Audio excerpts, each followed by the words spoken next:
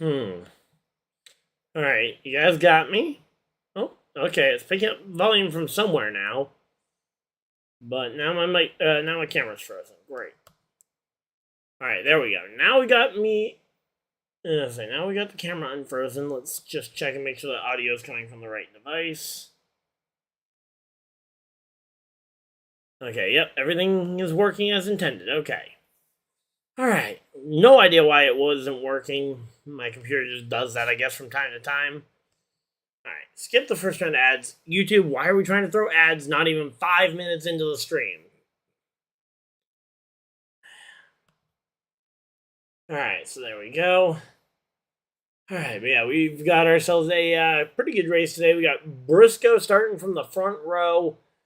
He's been doing an amazing job at qualifying. If he could just finish where he starts, he'd be A-okay with this.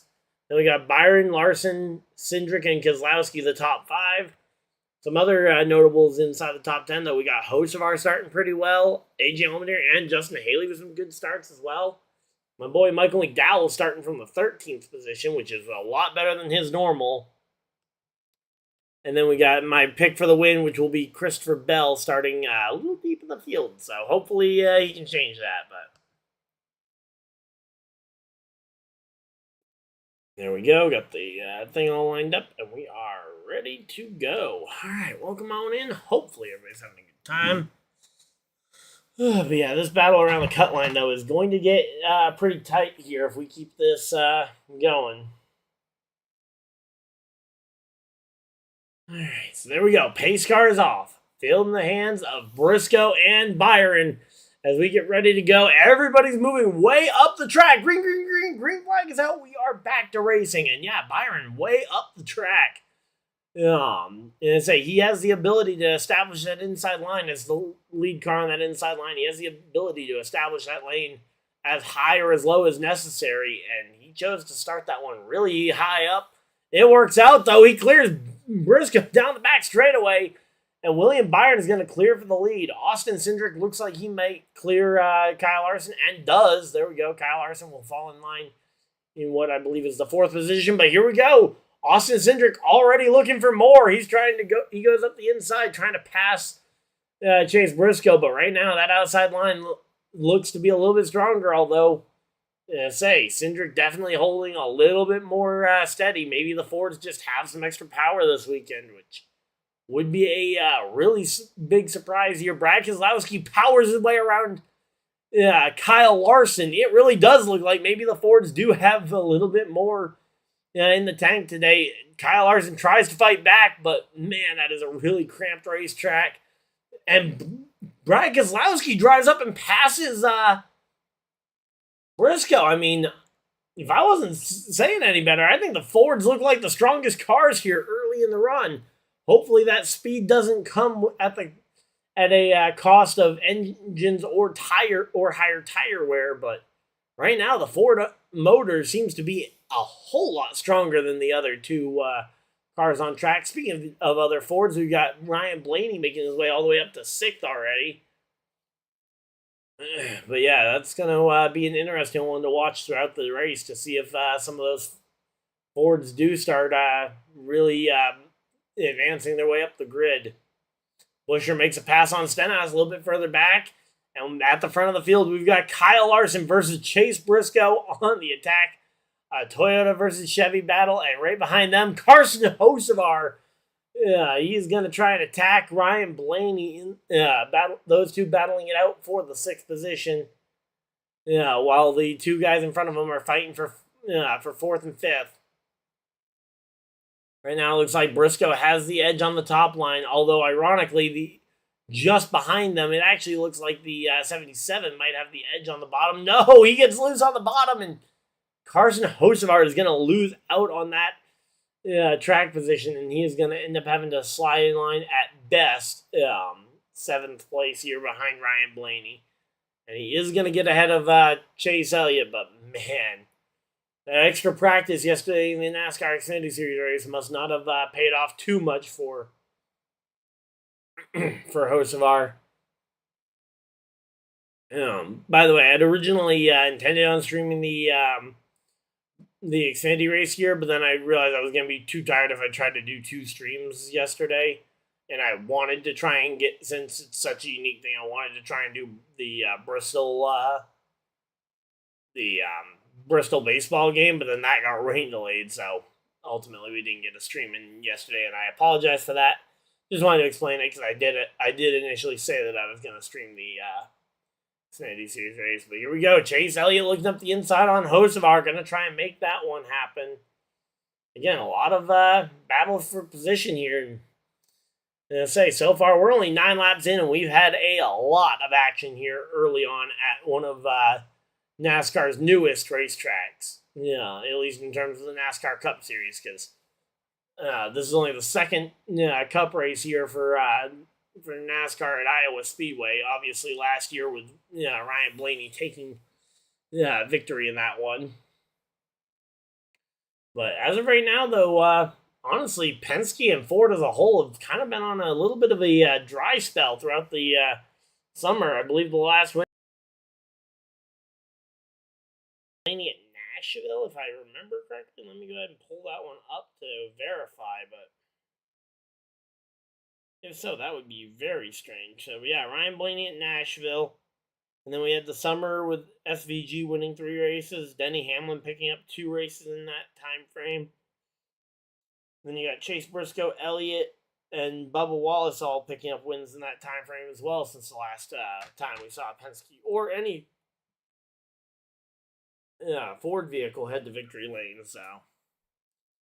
So far, though, 12 laps in, Byron does still hold the lead. So after the initial fire-off speed from the Fords, they have not been able to catch or pass William Byron. So I don't know if that's that clean air effect, or maybe they're the Fords just have that really short burst speed for that initial first couple laps off the restart.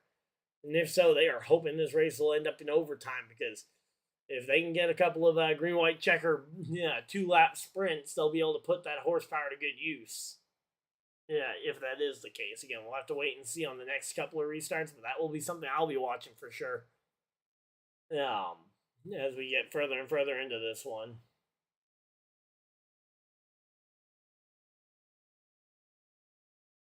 Alright, so there we go. But yeah, again, we've Kyle Busch wrecked his car, I believe, in qualifying. Ultimately had to start tail end of the field today. Which is definitely not going to help here.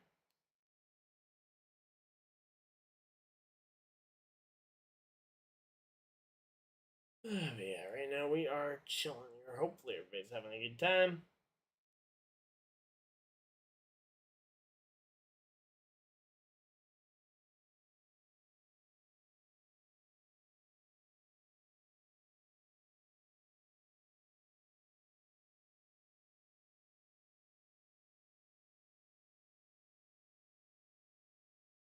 Alright, so again, right now, Byron just managing the front of the field here. Yeah, Cindric is closing in, though, a little bit. He's gotten about 2/10 closer over the last couple laps. And we are firing through this one again. 70 laps in stage 1. Then stage 2 is a bit longer. And then stage 3 will be the majority of the race, I believe.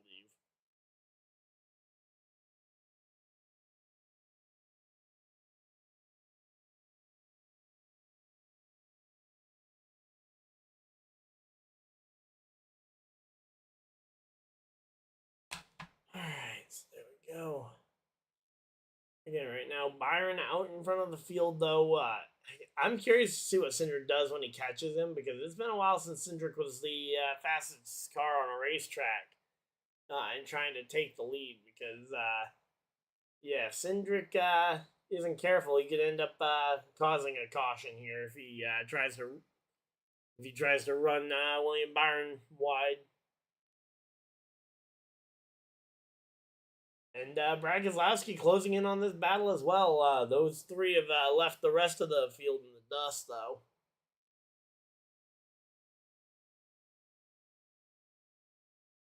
But yeah, we are just chilling out here. Hopefully everybody's having a good time.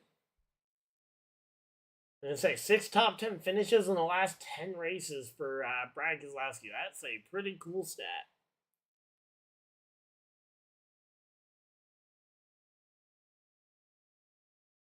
Yeah, we are chilling out here. Hopefully, everybody's having a good time.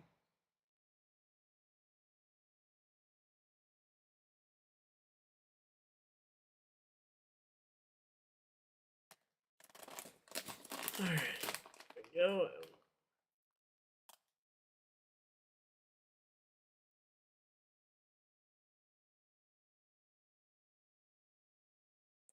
Let's say 22 laps complete here. Tyler Reddick making some moves. He and Ty Gibbs both moving their way through the field pretty effectively here.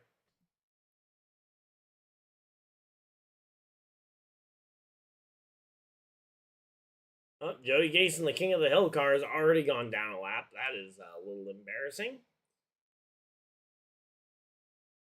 But yeah, AJ Allmendinger and Carson Hocevar are both managing to stay inside the top 10 so far. After great qualifying performances, looks like we are preparing for our first commercial break of the NBC portion of the broadcast, and it is going to be a side by side commercial here. So if there is a caution, we will know about it immediately.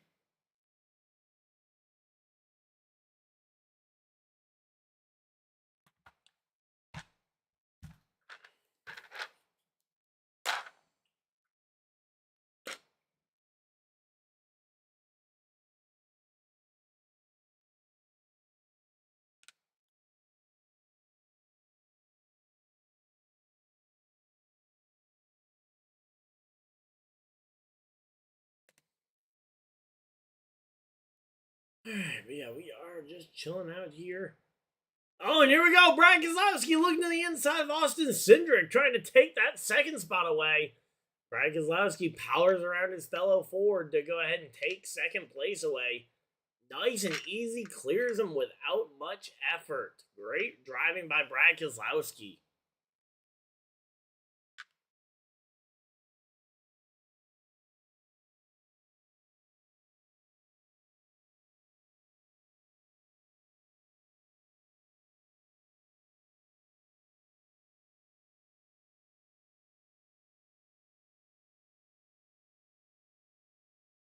Alright, so there we go. Again, we are chilling out here, currently at commercial break, waiting to see what the result of this battle between Keselowski and Byron is going to be once Keselowski pulls back up there, because passing Cindric did cost him a little bit of ground as Byron continued to be able to pull away just a bit.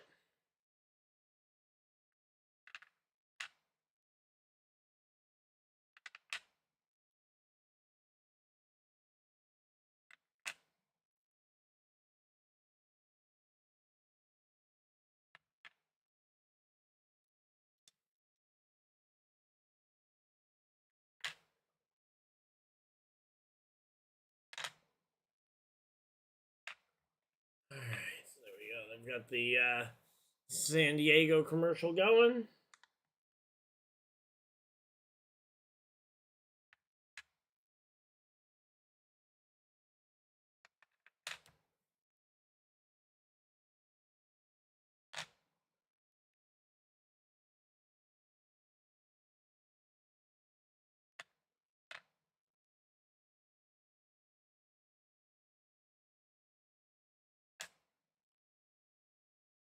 Alright, there we go. We are coming back from commercial break. Here we go. 30 laps complete. Already almost halfway through this opening 70 lap stage, which is going by incredibly quick here.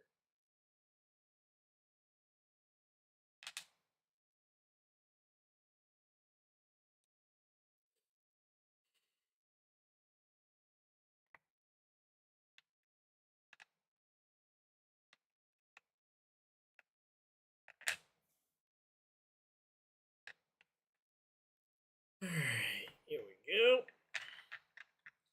So again, Brad Keselowski drives up, and he's just gonna pop. Oh wait, no, sorry, that's a different car. Sorry, Cody Ware. I thought Cody Ware looked like one of Brad Keselowski's other schemes, but no, he's in the all-white scheme tonight. Yeah, I say tonight like it's actually a night race, like it probably should be, but nope. It is a day race, and we've got ourselves a so Brad Keselowski in the white plumbing car.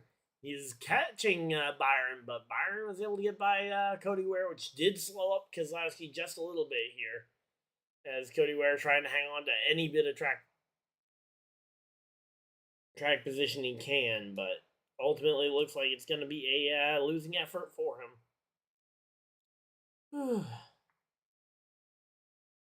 Right now, though, Byron doing a good job at maintaining this lead. And again, a lot of drivers seem to be just kind of maintaining position, which is a little weird. I'm used to seeing drivers kind of fighting as hard as they possibly can to try and get every little ounce of speed that they can. But looks today like maybe Arrow has the cars pretty well stuck, because after that initial burst of action, there really has been a pretty big lack of drivers actually making moves. Again, that's very possibly just because the cars aren't allowing them, but that is a little concerning if that's what's happening already in this race.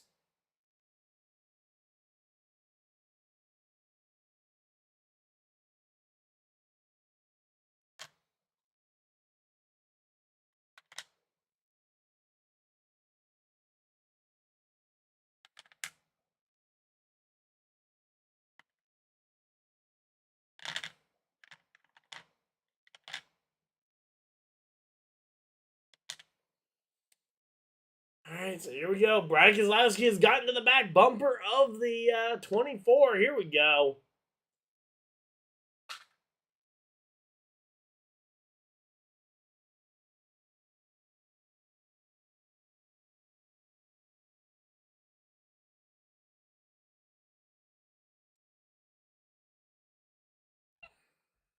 All right, here we go. So 33 laps to go here in stage number 1. Hey, Trev, how's it going? As I say, we've got 33 laps to go here. Brad Keselowski all over the back bumper of the 24. And the 24 coming up on Noah Gragson, former Stewart-Haas driver here. Also a Ford, so could he be looking to try and slow up William Byron to try and help the 6 car gain an advantage? Here we go. The 6, regardless of whether he was trying or not, he was able to get the 6 and the 24 alongside each other.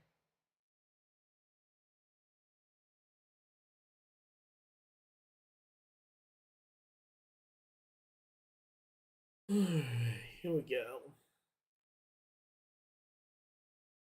All right, well, again, Byron able to fend off that challenge, but here comes the next challenge from Keselowski.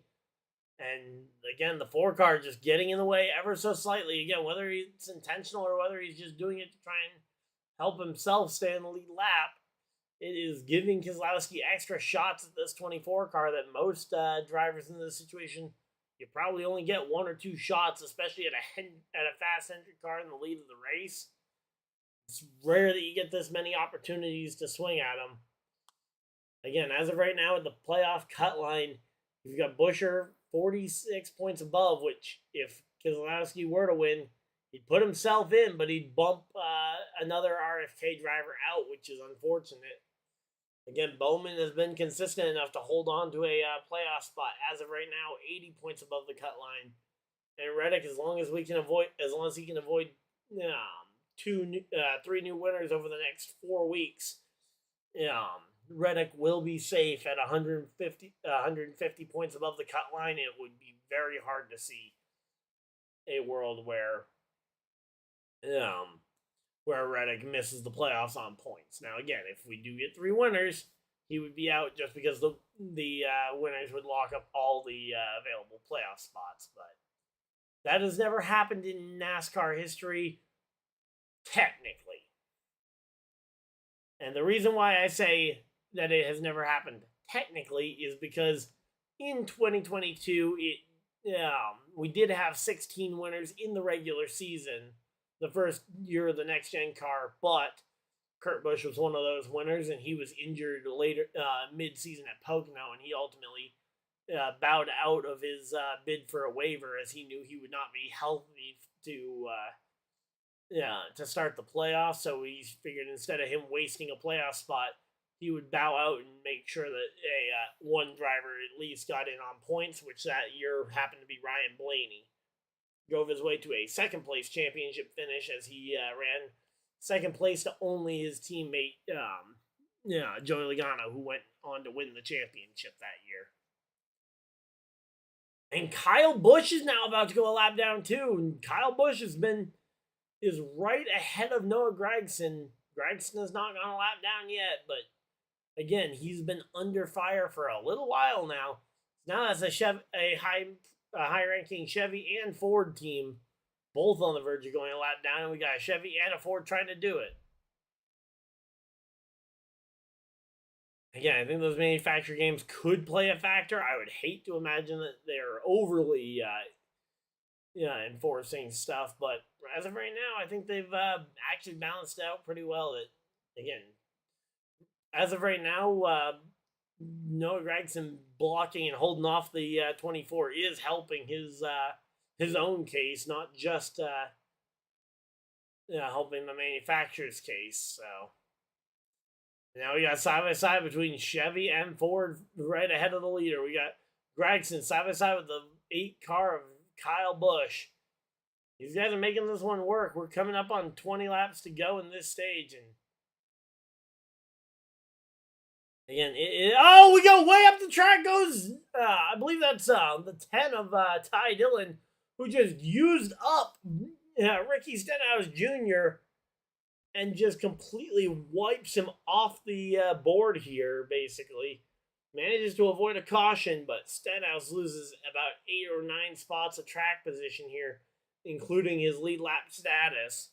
Meanwhile, Ty Dillon holds on to the lead of this pack and will continue to be on the lead lap. That is a little unfortunate. Hopefully, Stenhouse will be able to recover, but ultimately, this is a battle near the back of the field, and now they do a full screen commercial break, so we will have to catch up with whatever happens after the commercial break, because can't see what's going on the track during your commercial break under this commercial break, unfortunately.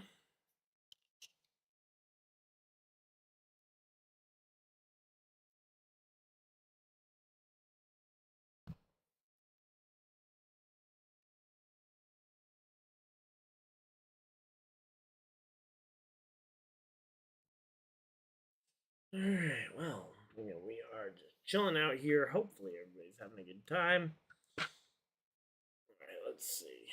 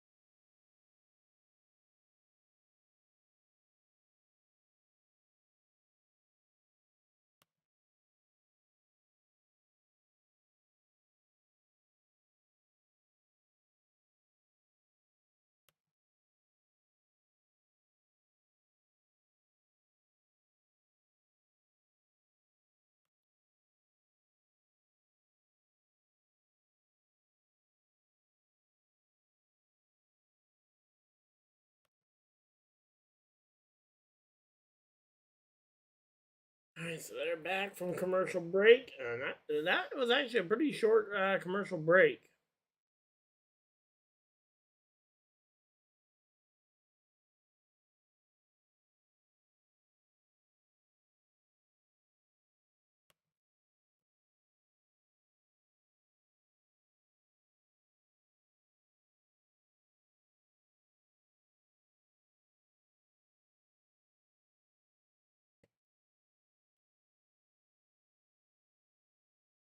All right, so 15 laps to go. Again, everybody they're continuing to duel it out in front of these guys. I don't know what has happened to the. It looks like they may have finally lapped the 4 car, and now they're working to go by the 8, who is now going to allow. Looks like he's going to work on trying to allow the 24 to at least get to his inside, but Again, he wants to hold tough because he does not want to end up he does not want to lose the free pass if he can avoid it. He probably doesn't want to lose the lead lap to begin with, but right now I don't think there's much of a way of doing that. If he can at least avoid losing the free pass, that way he'll get to be on the lead lap at the start of stage 2, regardless. But as of right now, I don't think Kyle Busch has the speed to really compete for much here today. He's now officially lost the lead lap as Byron was able to clear him, and there goes Brad Keselowski to the inside as well. Keselowski goes up to the top to try and block Kyle Busch, and yeah, after a insane wreck there for the Cheddar's machine, they had to go to a backup car and actually a completely different paint scheme than they were originally planning on running here today. So, yeah, that's something interesting at least to mention. Alright, well, we're coming up to 10 laps to go. How's everybody doing? I would love to hear who you guys think is going to win this race. Again, we got a lot of possible candidates. Justin Haley fights his way back up into the top 10, passing Denny Hamlin back. Again, not a lot of changes for position here inside the top few. Now the question is, can Byron get to and pass Ty Dillon in the final 10 laps of this stage? Not a lot of laps remaining, so they gotta try and make something happen. Alright, Byron, the runner-up last year, along with a 4th and 11th place finish in the 2 stages, so maybe if all he needed was track position. And this year he's got it, and he is making the most of it so far. Brad Keselowski looking up the inside like he wants to try and see if he can power around William Byron. These two drivers, they both really want this win. Byron, he hasn't won since the Daytona 500 in February.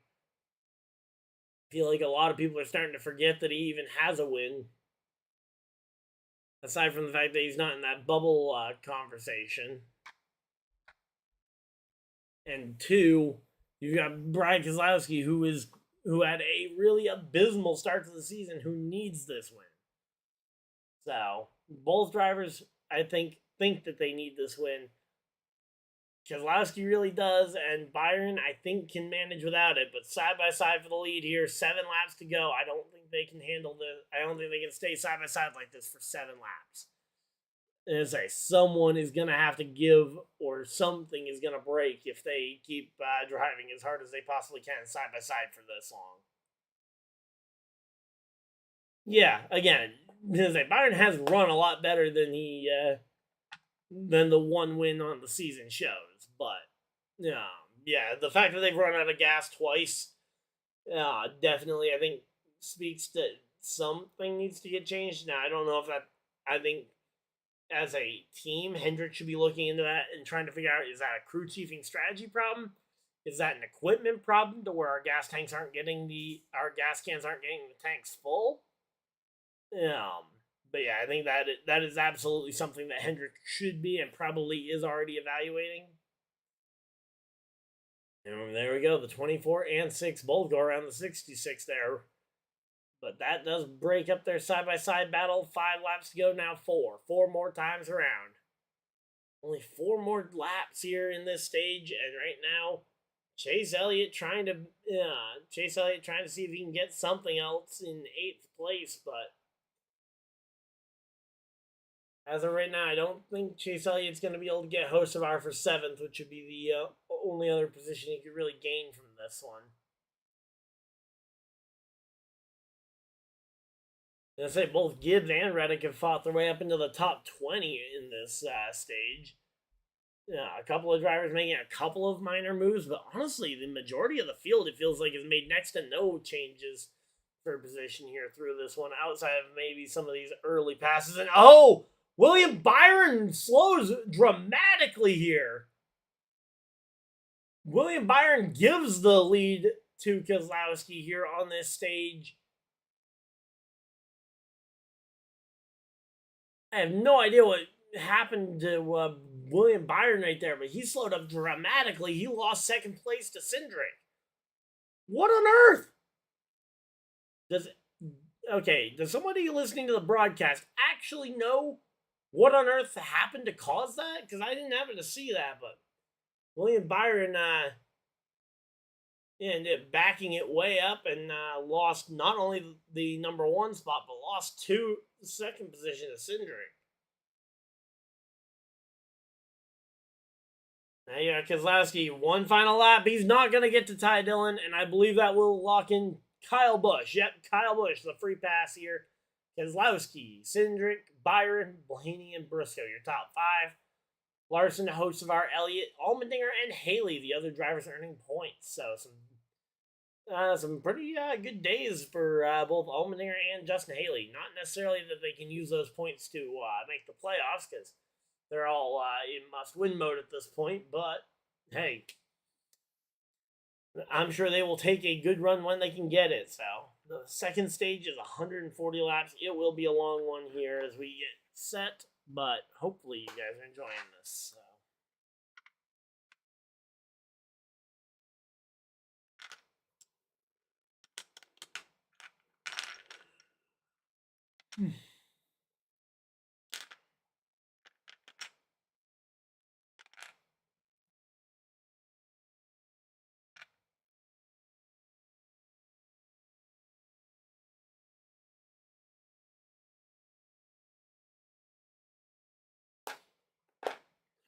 Well,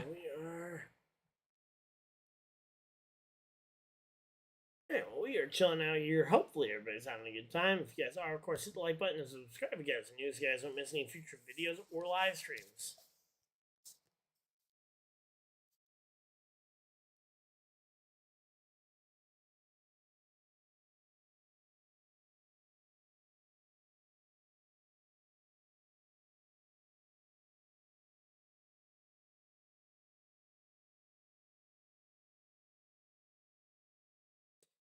Alright, well, they are at a commercial break. Let's go ahead and just grab something real quick and we'll be right back here, guys.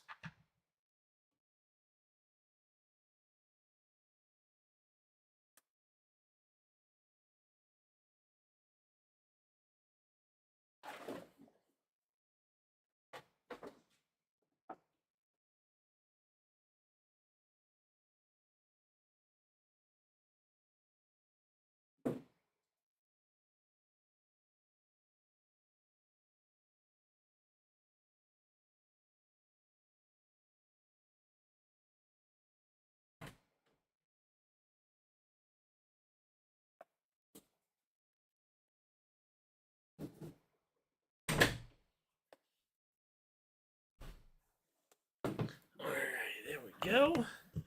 And we are back from commercial break.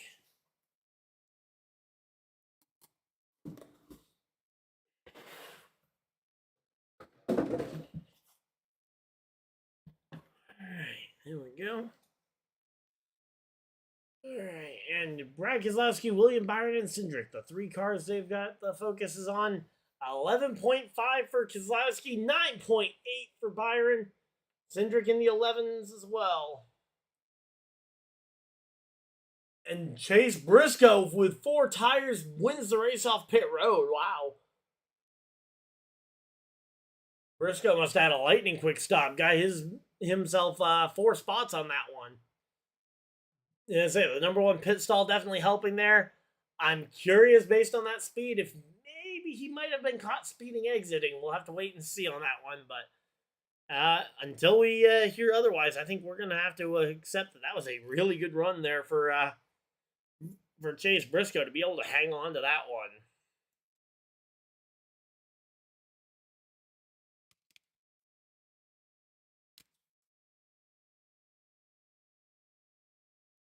All right, so there we go.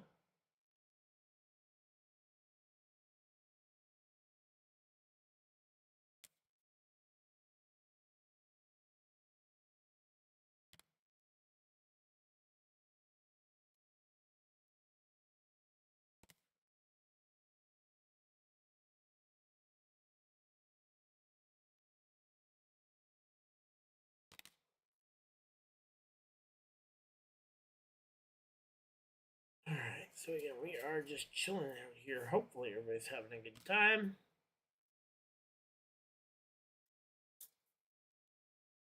Alright, let's see. Pulling up chat so I can keep reading chat here, but yeah. Again, Briscoe with a really good run here. Gets himself the lead back that he lost on that opening lap when Byron was able to power around him. Chase Briscoe able to lead a lap here, early in stage 2. Hopefully he can figure out how to run this race to where he can run more than just the, so you can lead more than just one lap off a restart.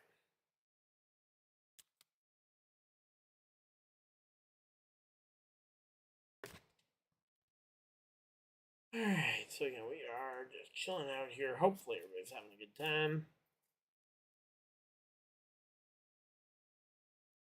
But yeah, again, let me know who some of your guys' favorite drivers are, and some of your guys' picks for the race, because I would love to hear some of your guys' opinions.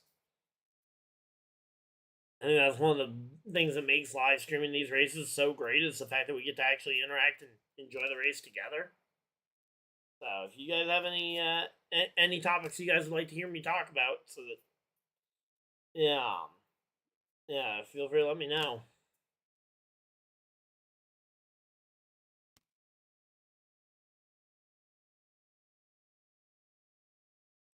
Oh, they freshly repaved the quarter-mile track here at Iowa. At least I assume it's a quarter mile. The infield course.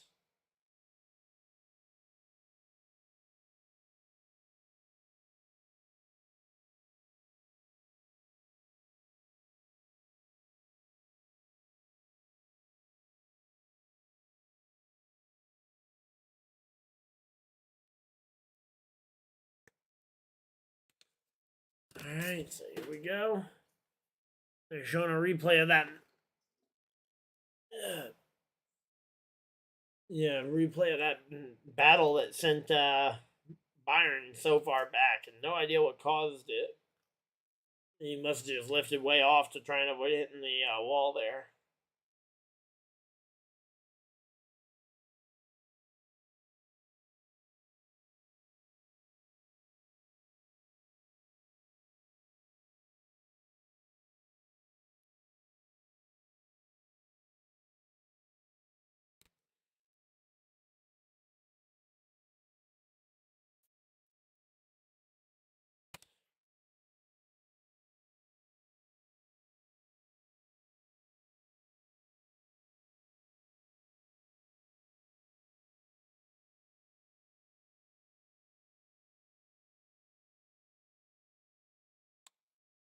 Alright, here we go. Again, we are just... Hey, comment guy, how's it going? Alright, we got a Larson fan here, and oh no, Bowman dropping to the rear of the field here. And it's like Kyle Busch got the free pass, and yep.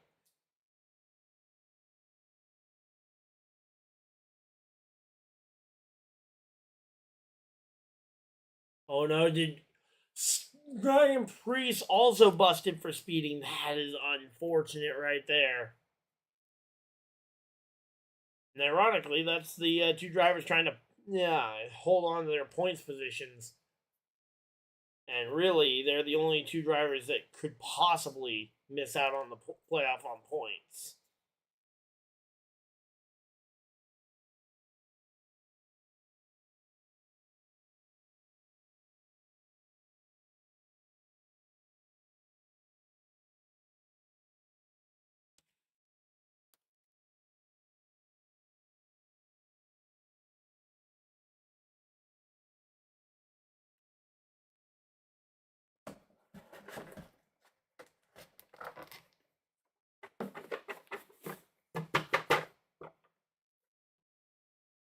Alright, so yeah, there we go. Ryan Preece, Ryan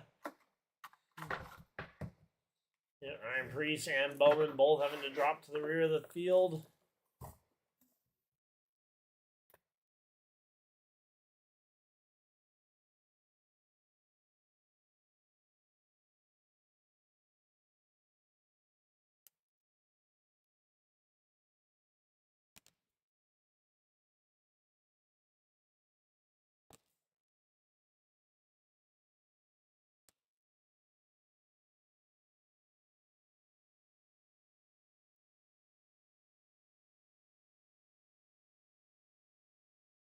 All right, here we go. Pace car is off. Field in the hands of Chase Briscoe, William Byron as we get ready to go racing here. Green flag is out, and man, Briscoe with a jump. Briscoe jumps out to a massive lead here. I think Briscoe realized that on that restart, the thing that really cost him was not being able to clear the front row on that initial start. This time, he makes no question that he clears them. He clears them out in front of this one, and now he can block both lanes. Ryan Blaney has made his way to second place, the defending winner of this race, trying to make it 2 in a row.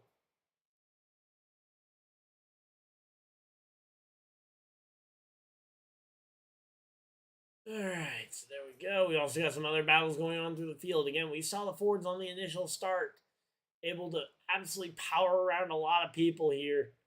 And I'm curious to see if this restart will be any different, but...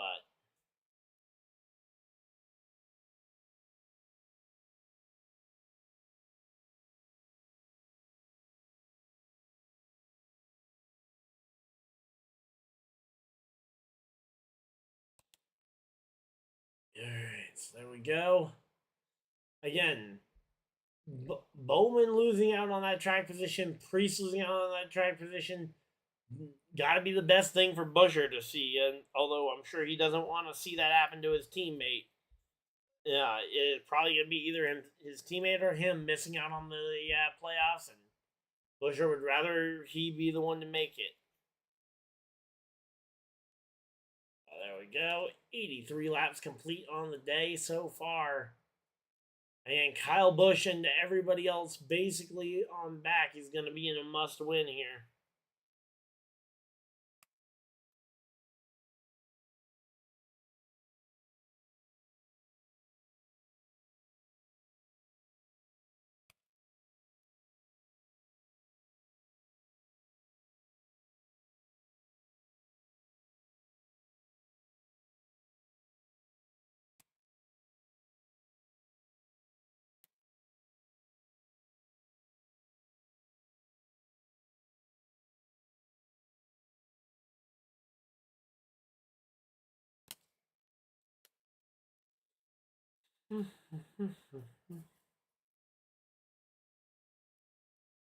Alright, so again, right now we're just working our way through this one. Again, everybody. How many pulls for Briscoe? Briscoe's he's out on a ton of pulls here. There we go. We got Byron going up against we got Byron versus Keselowski once again, and this time Kyle Larson is right there to watch and possibly take advantage. Let's see. 5 pulls on the year for Briscoe, which is ironically a little low compared to what I was thinking it was going to be. So.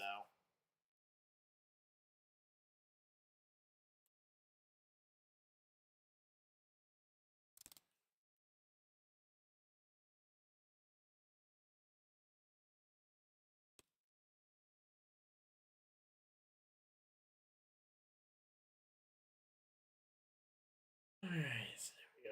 We're just chilling out here. Hopefully everybody's having a good time.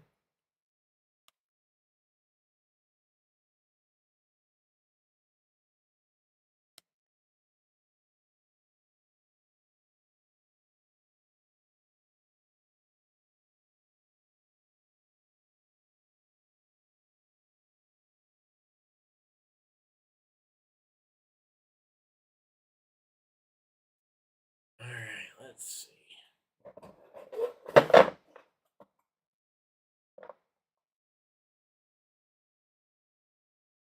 Alright, Byron was able to clear Keselowski there, but again, this battle does not look like it's over at all. I think Brad Keselowski knows he's faster.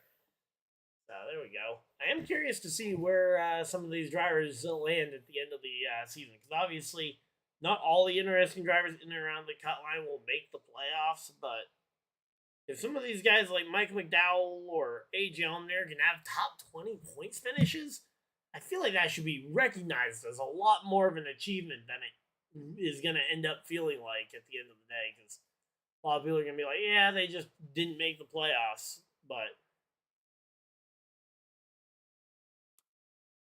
And is it running top 20 in points when you're not driving for a super team? I mean, that's pretty good. Obviously, you'd rather be a little bit more than that, but everybody's got to start somewhere.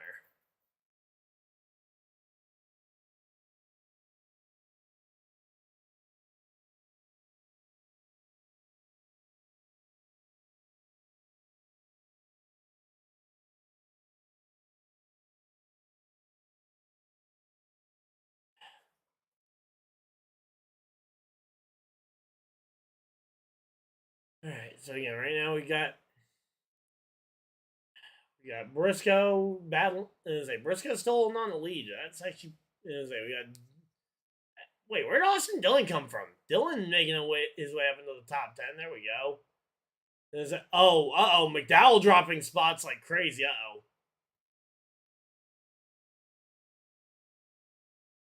What happened? Come on, NBC. I know you're talking about Allmendinger here, but what happened to McDowell? He just lost like 5 spots. And another one. He just lost one to Nemechek. Come on.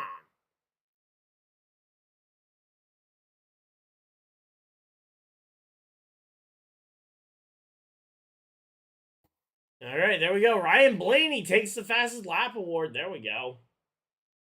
Ryan Blaney with the fastest lap. Person who holds on to that at the end of the night will get an extra bonus point.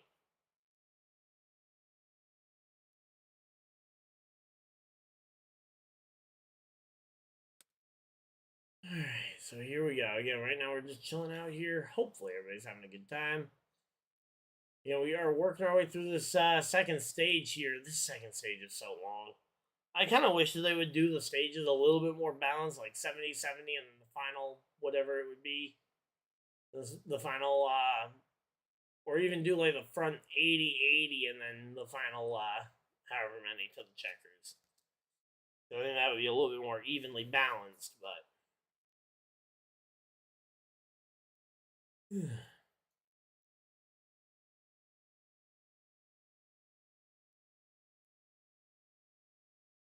But yeah, there we go. Again, right now, Blaney has closed the gap. He is going to try and take this lead away from Briscoe. Ryan Blaney trying to take the lead from Briscoe here. Can Briscoe hold off here?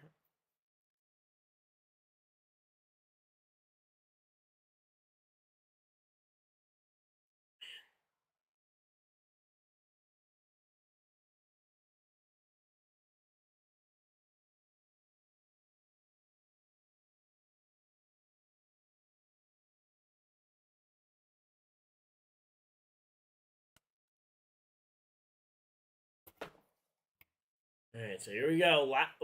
Working lap number 100. We're making our way towards that 1/3 mark in the race.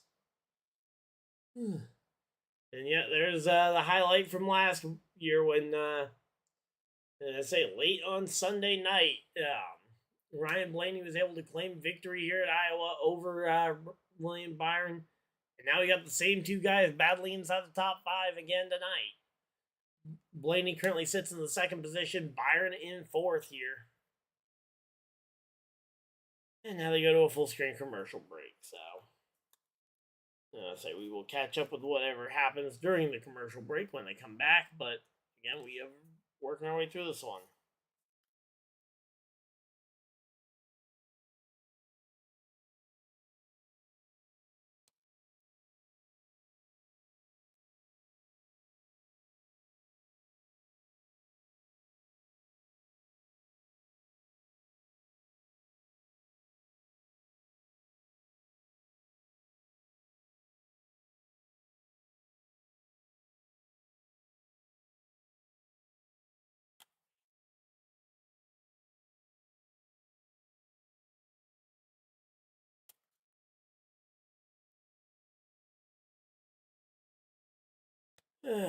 Yeah, I apologize if.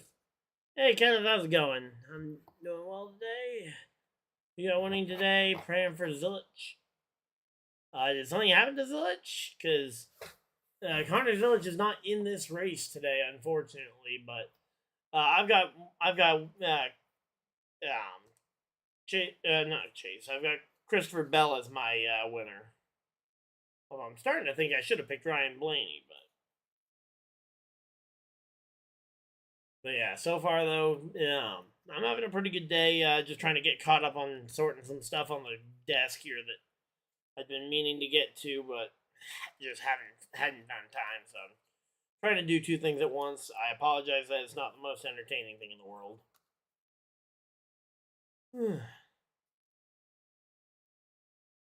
I also just kind of let time get away from me a little bit more here as well.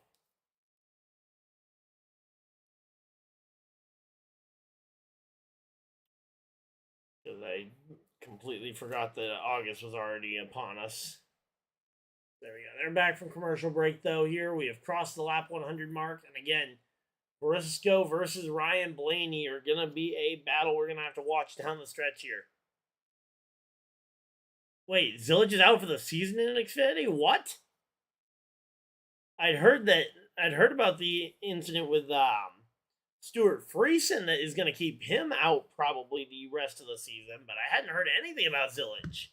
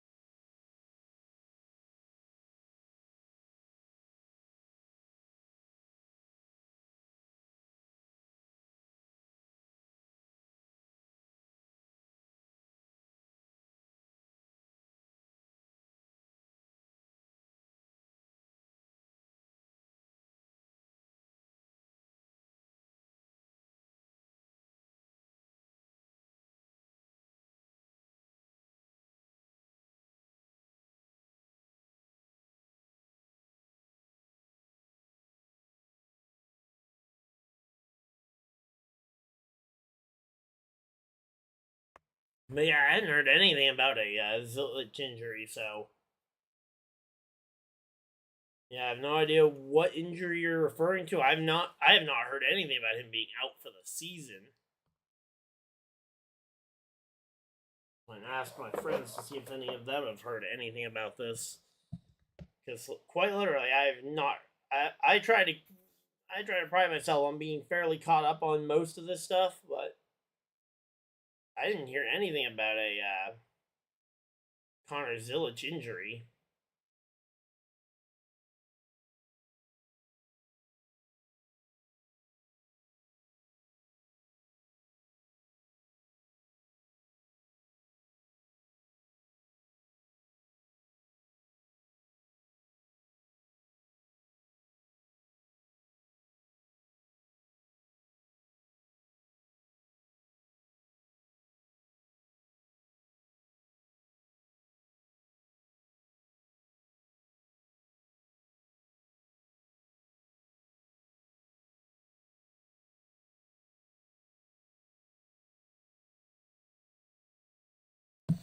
Alright, so there we go.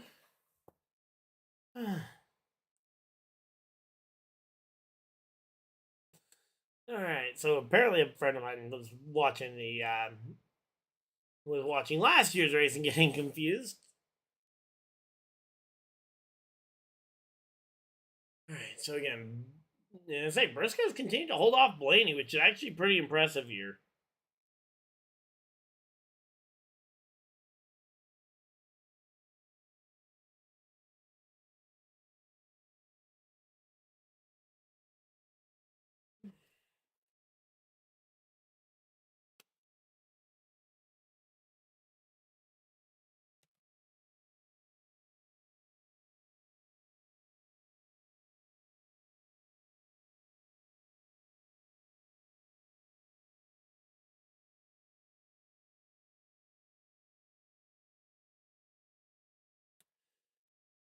Alright, so again, Briscoe actually putting a little bit of distance between himself and Blaney, although Blaney could just be backing off to try and gear himself up for another run at the lead. But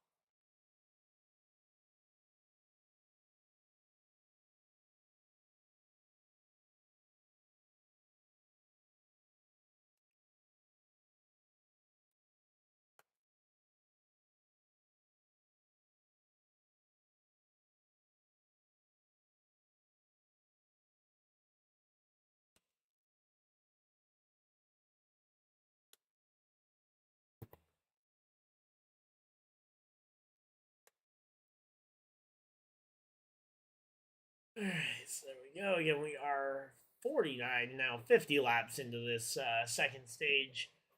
As I say, working our way through it pretty effectively here. But let's see, Connor, Zilich.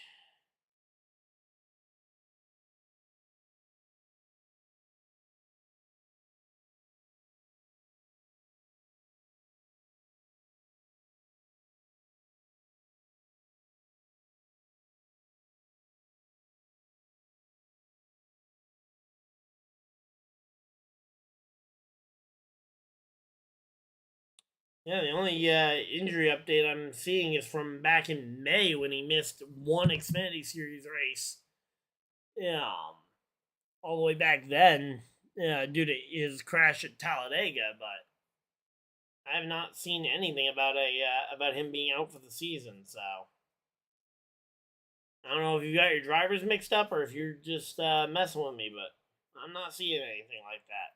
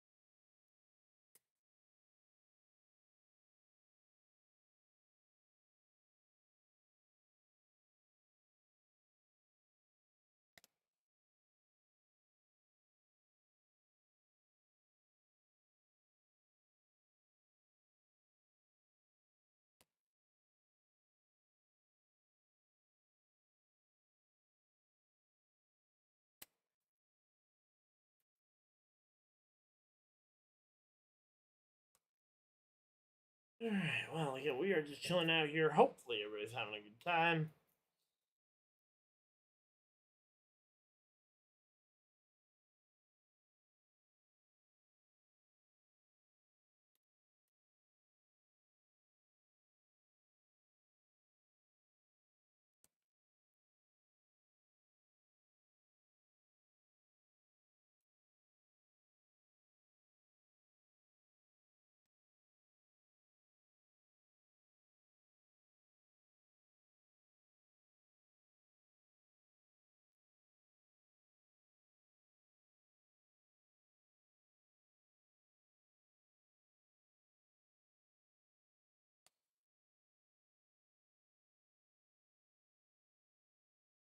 All right, so there we go.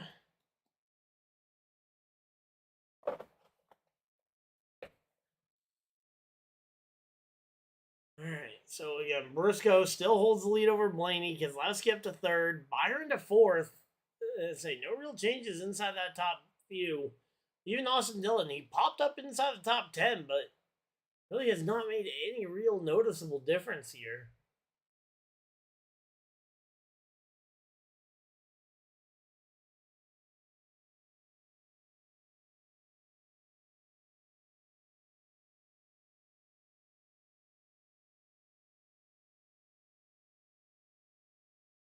All right, so they're talking about the front ends of the 45 2311 car and the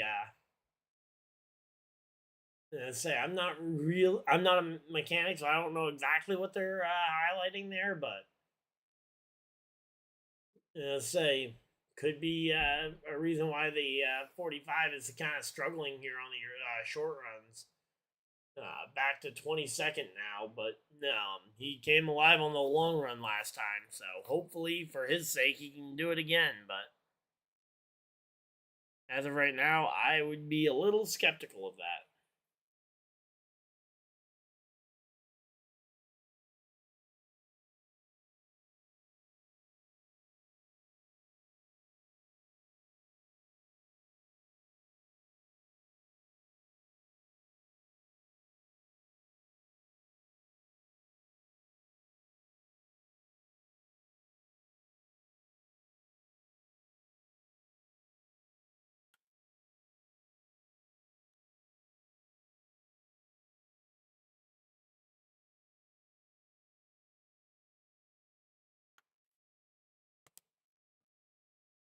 All right, so yeah, right now Keselowski actually just passed Blaney, and now Keselowski looks like he wants to try and make the pass on Briscoe.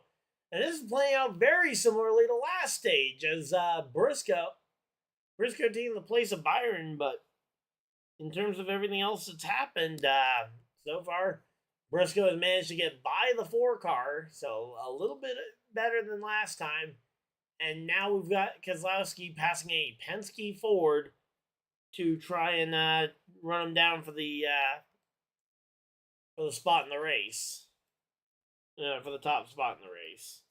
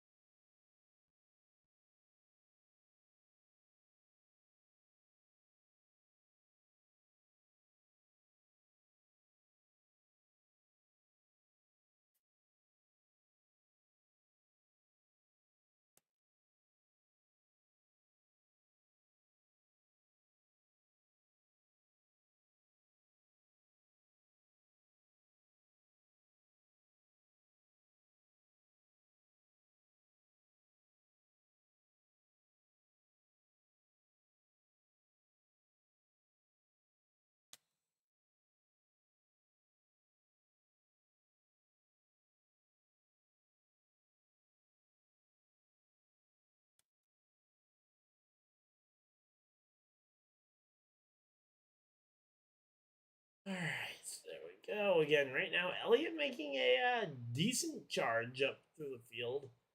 But again, he's got a long way to go if he wants to catch Cindric, who is the next car for position, unfortunately.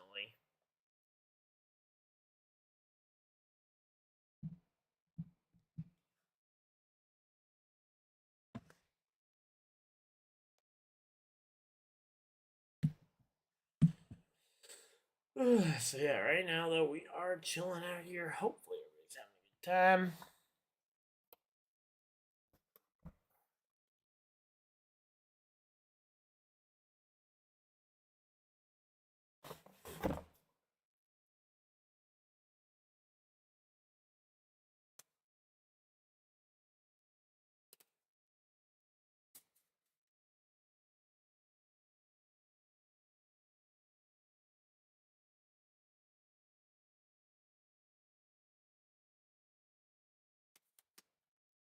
Again, the fact we've gone caution free outside of the stage caution, which is kind of unavoidable.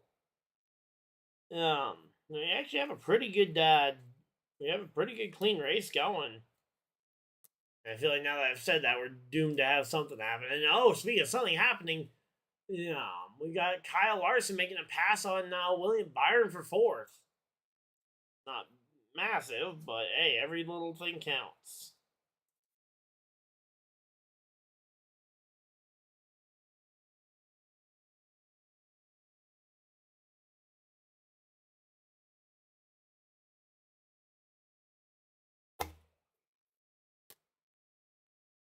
Oh, here we go. Bubba Wallace jumps to pit road here at lap 70. Splitting this stage right in half. Looks like Christopher Bell maybe joining him. Ty Dillon also on pit road there.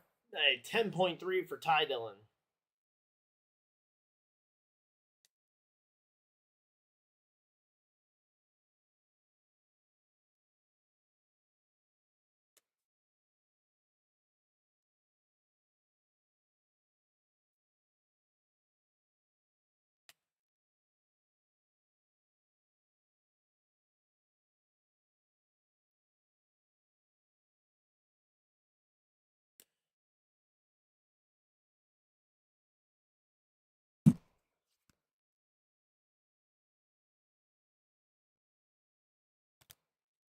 All right, there we go. Allmendinger comes to pit road.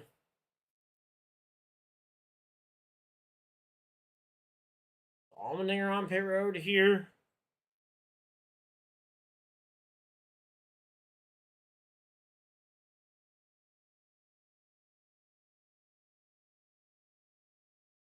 Allmendinger with an 11.2 second pit stop, a little bit slower than some of the top end pit stop speeds we would be looking for out of some of these other teams.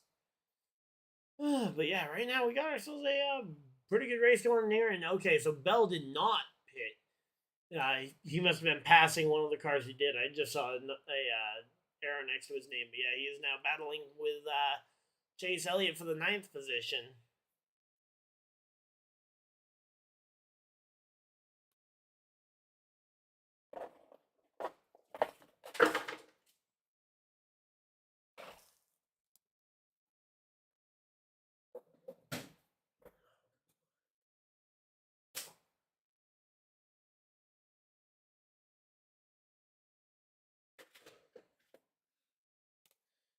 All right, well, again, we are, as I say, we're over halfway through the stage. Now it's just a question of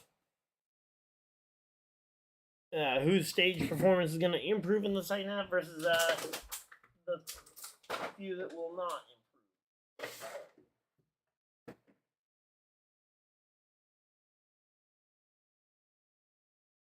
improve.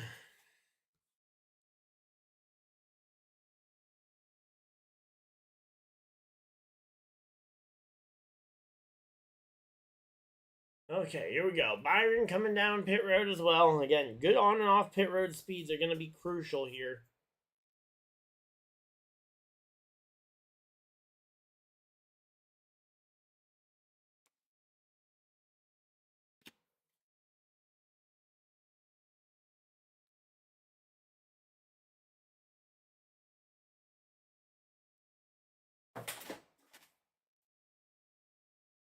Alright, here we go.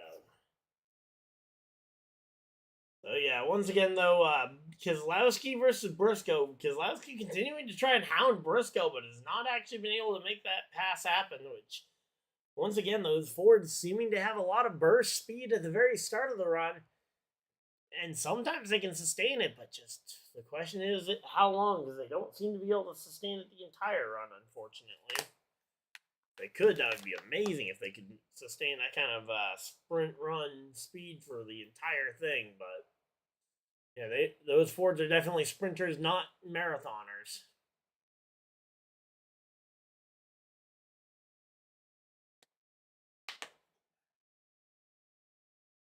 All right, guys, I'm gonna run a quick ad, and I will be right back.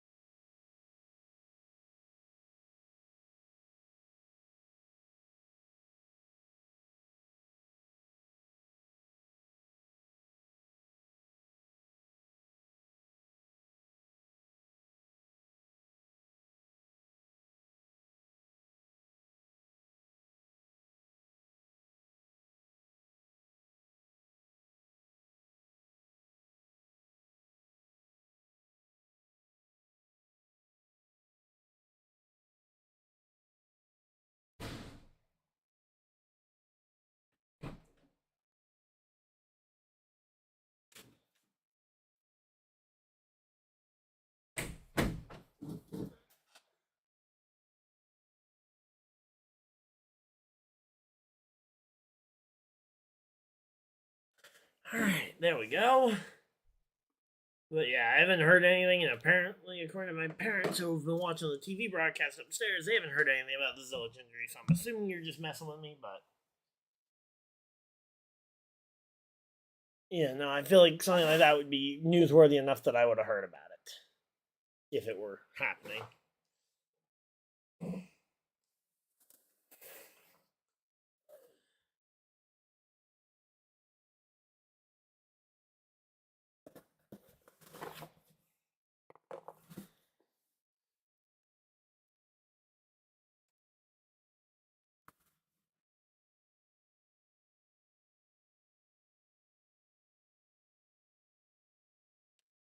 Alright, so they're cycling through pit stops here. 50 laps to go in the stage. Keselowski, Blaney, Cindric, Bell, Hamlin, Gibbs, Barry, Nemechek, some of the drivers who have stayed out.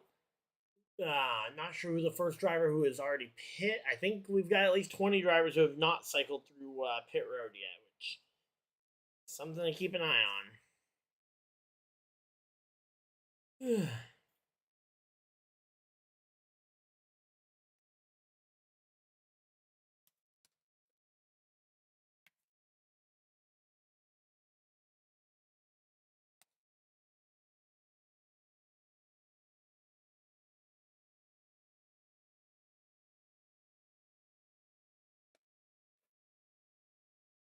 All right, here we go. Whoa, Mike McDowell passing Brad Keselowski, unlapping himself. I assume that means McDowell's on fresher tires there, because McDowell's not usually the kind of guy to go driving by people. And there goes Christopher Bell, my pick for the race win, coming down to pit road.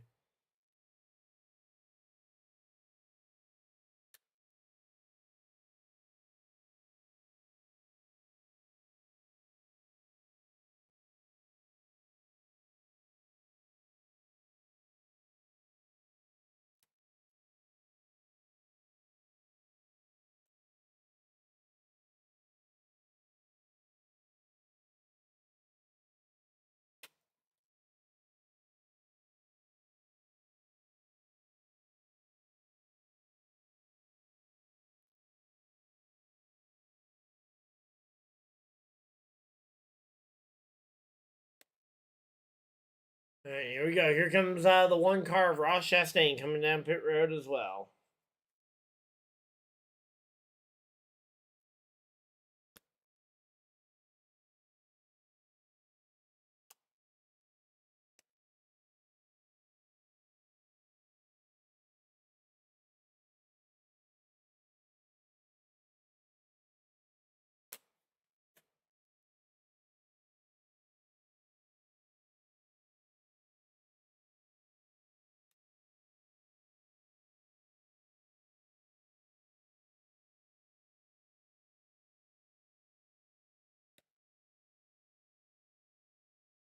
Nothing really happened in the race.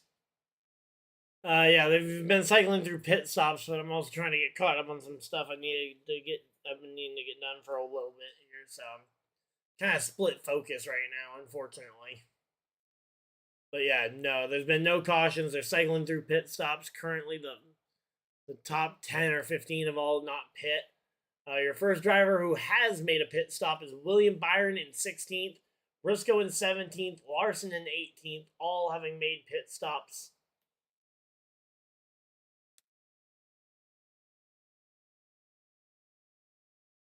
But yeah, no, for the most part, though, it's been a fairly slow start to the season. Starting the season, they're doing their promo for Eagles versus Cowboys to start the season.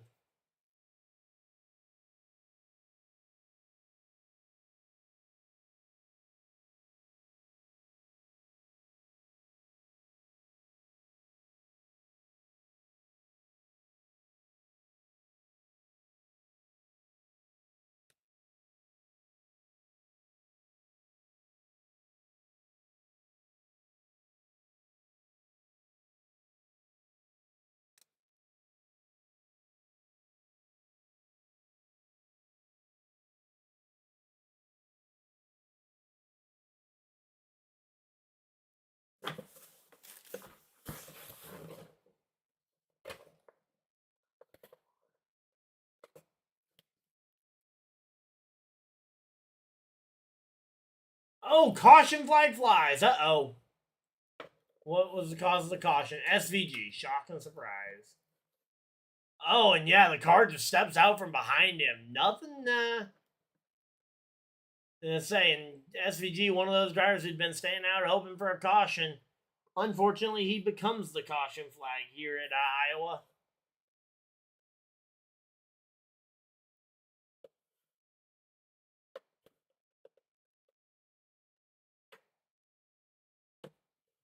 Come on. Annoying.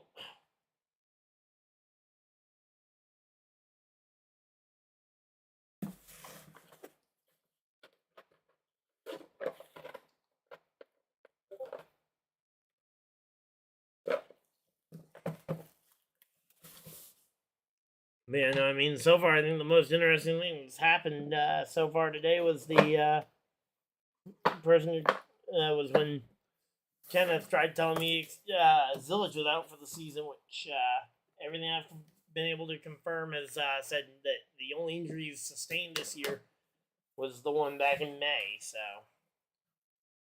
there's no reason he should be out for the season. And I certainly wouldn't be benching him at this point if I'm any of the team owners.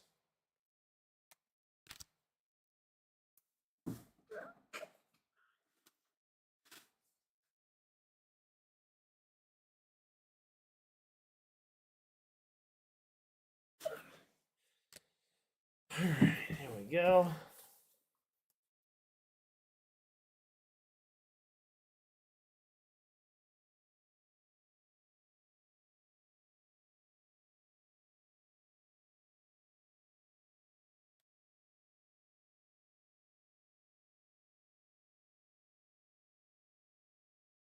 Alright, there we go. So with this caution flag coming out, Byron in 15th is the first driver who has already made a pit stop. We'll have to wait and see where he comes out here.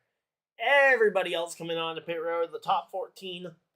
We got Blaney, Keselowski, Cindric, all on pit road right now.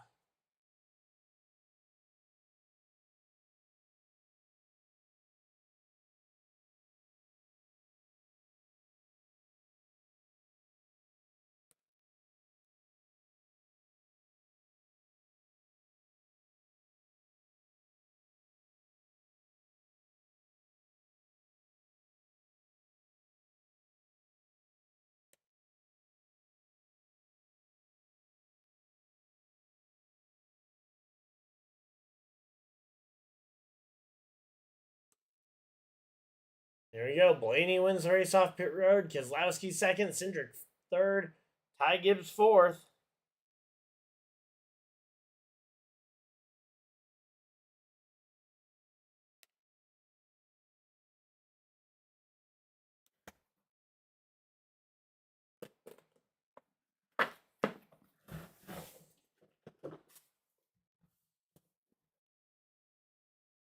There we go.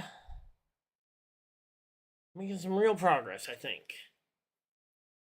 But there we go. Getting this caution coming very late in the stage. We're going to have a short run to the checkers on this stage. I'd be curious to see if any of these drivers had tried to gamble with only 2 tires or even fuel only here.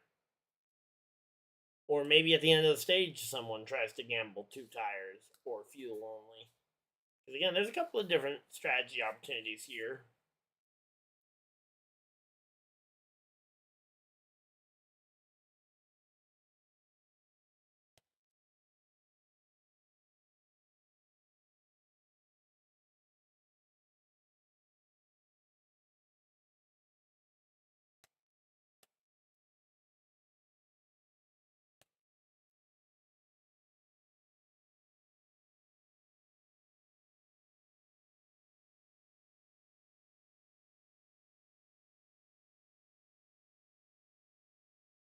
Alright, there we go.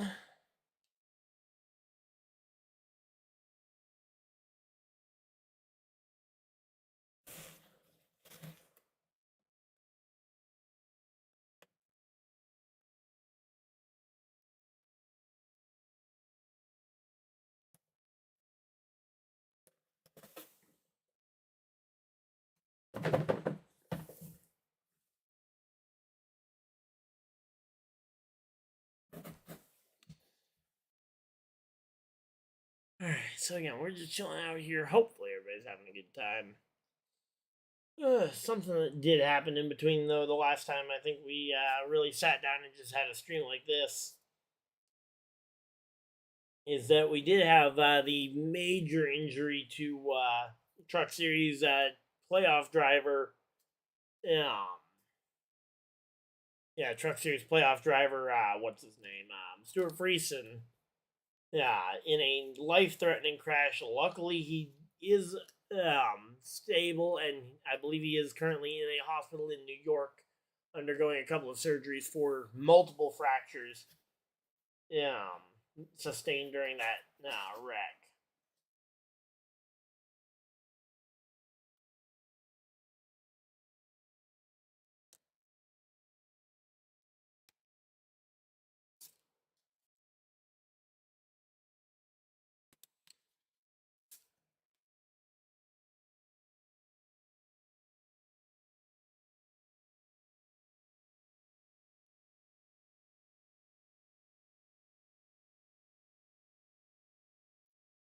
All right, there we go. Getting doubled up, ready to go back racing. So it looks like your leaders are all going to be Fords. You got 4 Fords at the front of the field, a couple of Toyotas in the mix, and then seems like all the Chevys made their pit stop before the stage and done a little bit behind the 8 ball as they had to wave around to get back on the lead lap rather than just being on the lead lap.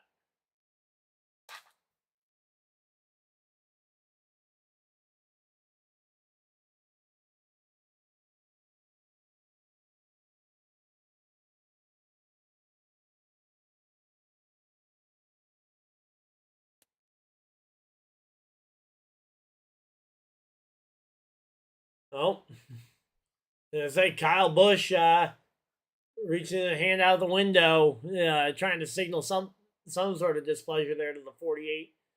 As they will be restarting together. This will be an exciting restart. Again, we got a short run to the end of this stage. Green flags out, and 34 laps to the end of the stage.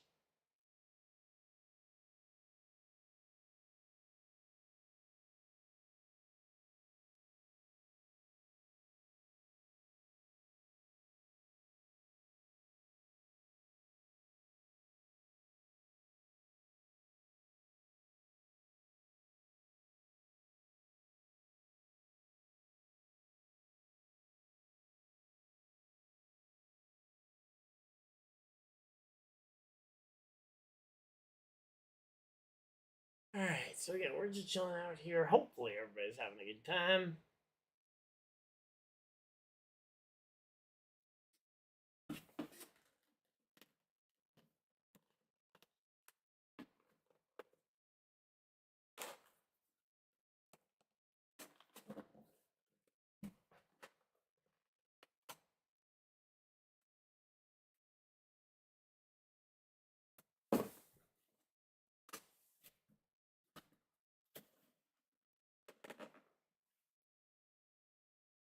Here we go. 32 laps to go. Again, Blaney appears to have cleared. Yet there he is. He is going to be. No, he's not going to be cleared. The 6 car. No, we got to spin. Cody Ware through the infield grass, and that's going to bring out the caution flag. Ryan Blaney, your leader. Brad Keselowski second, as those two are contesting the spot there. Barry, Jones, Hamlin, Suarez, Bowman, Busch, your top 10. Man, that is a very jumbled up top 10 here. Who is in 11th? It is Ryan Preece. Ryan Preece 11th, Reddick 12th, Byron 13th, Buescher 14th.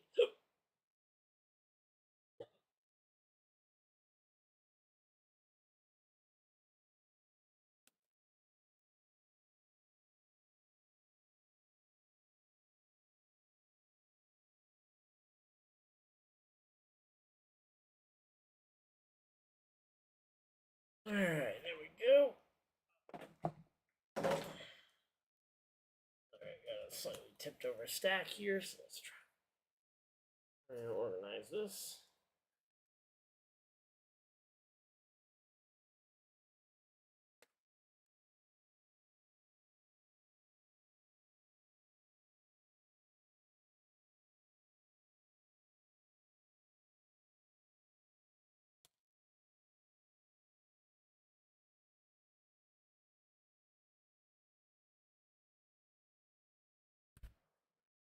All right, so there we go. Again, we are currently under caution flag for Cody Ware going for a spin through the grass after a previous yellow left us with only about 30 laps left in this stage. So anyone who took 2 tires might be looking pretty smart here, but I don't think anyone tried it. So.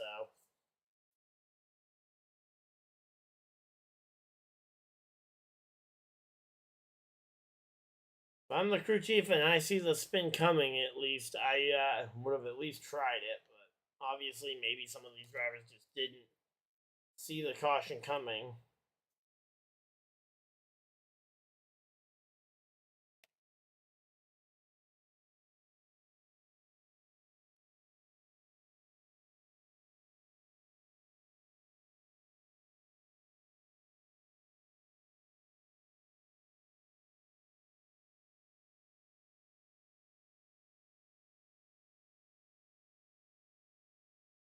All right, here we go. Caution flag pit stops are coming, and here comes all those drivers who had to wave around.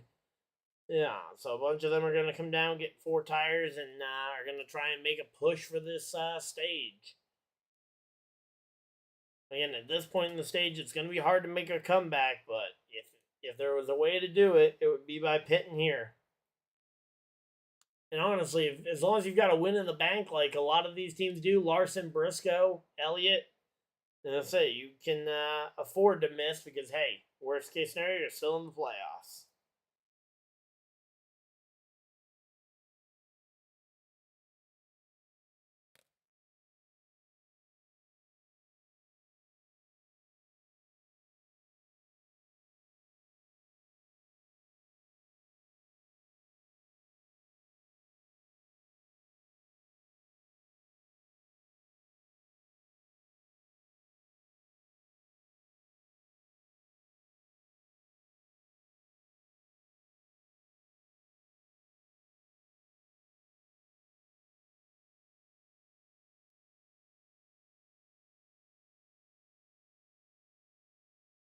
All right, there we go. They've come off pit road, and again, I'm curious to see what ends up happening here as we're getting down to the end of this stage. It's going to be a tight one.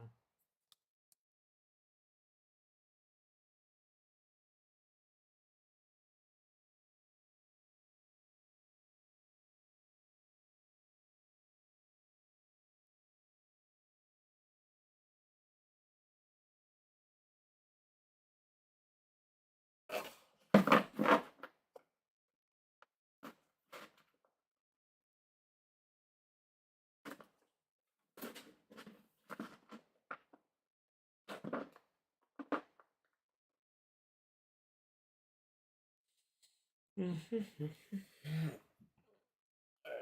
come on. Okay, let's grab these. Come on.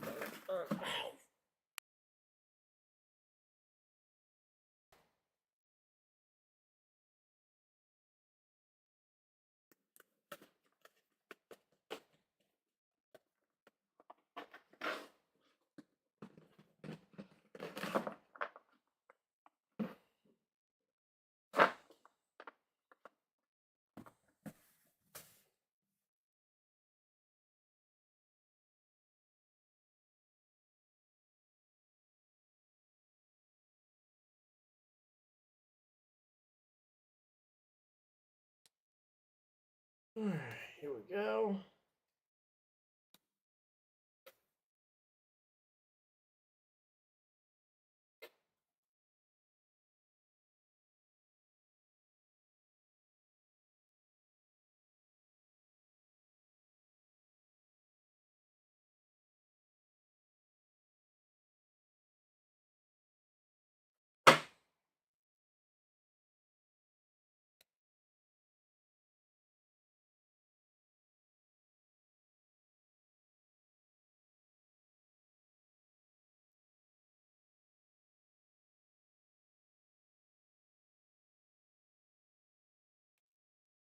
All right, here we go. Pace car is off. Field is going to be in the hands of Ryan Blaney and Brad Keselowski as we get ready to go for this one.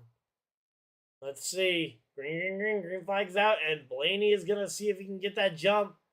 I don't know if it's enough. He does not have his teammate on his bumper, and no, it's not enough. Entering the corner, Brad Keselowski on the inside. The short way around the racetrack is the fastest right now, but no, off the corner. Blaney going to try and ride that momentum. Still not able to clear the sixth. He does have the advantage, though, through the middle of the corner. And if he can get the corner exit somewhat even, the speed off the corner should be an advantage, but there was no speed off the corner that time, almost as if he just had no drive off.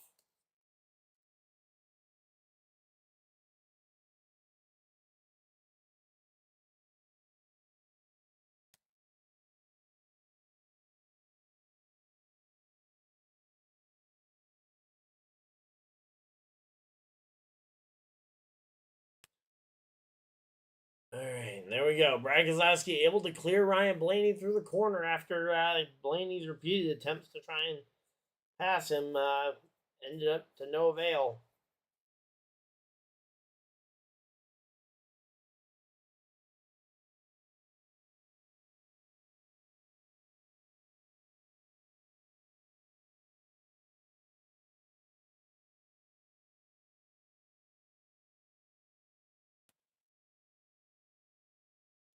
All right, so there we go.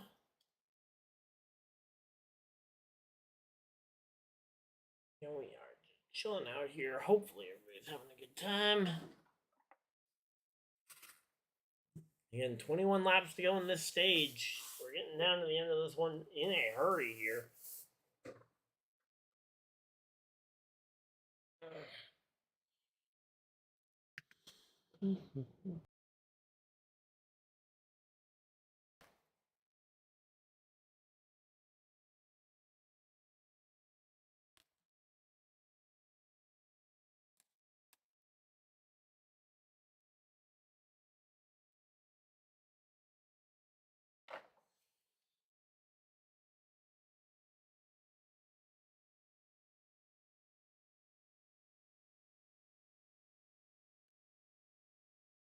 All right, so Kyle Busch trying to make something happen here.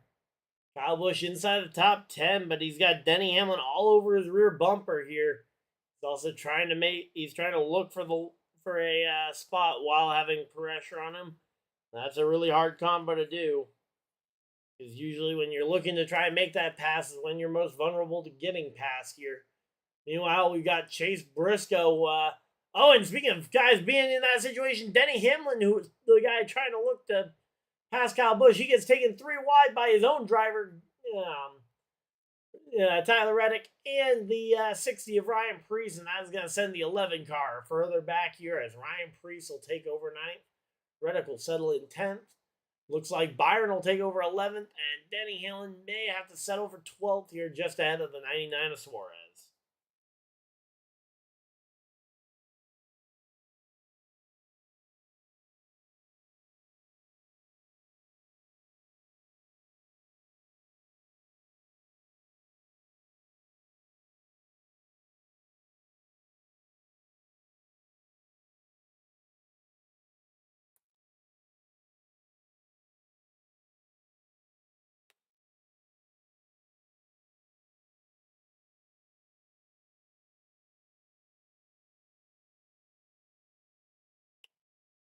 All right, so again, we're just chilling out here. 16 laps to go. Brad Keselowski out in front of this field, but it's going to be interesting watching Denny Hamlin trying to battle back here. Obviously, Denny, one of the best short track racers in the business, but if you can't get your way back up into that front, it won't matter here.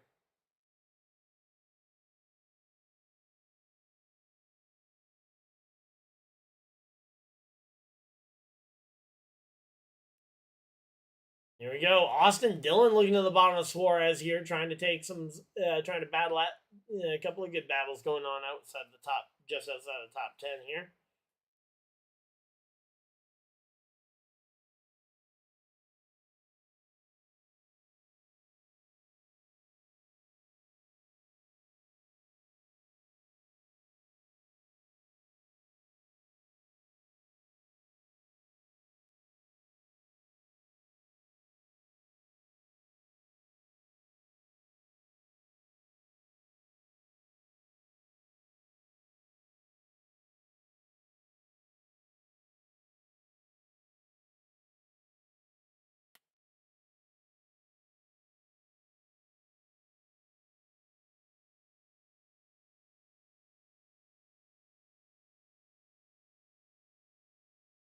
All right, so here we go again. Suarez, currently in the lame duck season.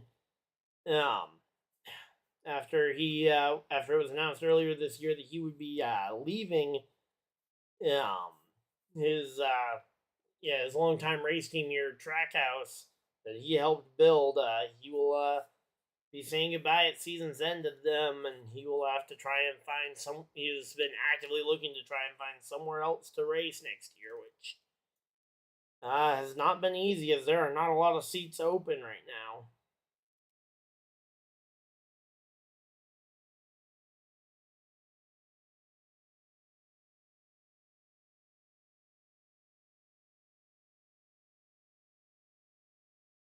All right, it's 10 laps to go here.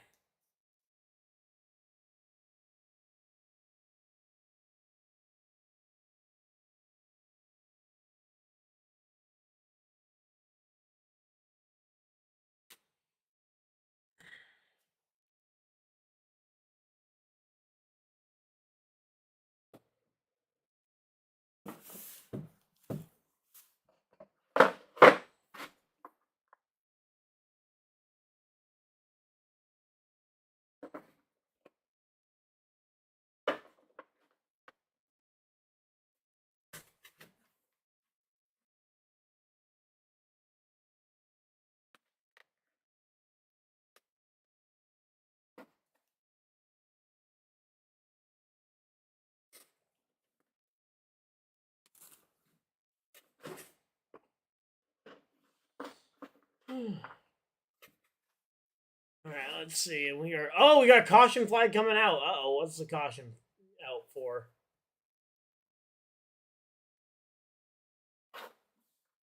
I looked down for a second, and we have got caution flag on the track.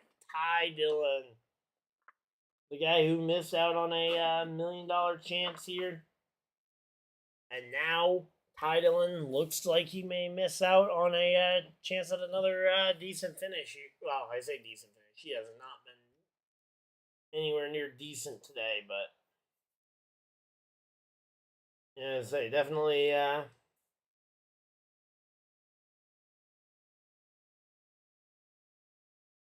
it's definitely one of those days you probably want to forget about if you're Ty Dillon.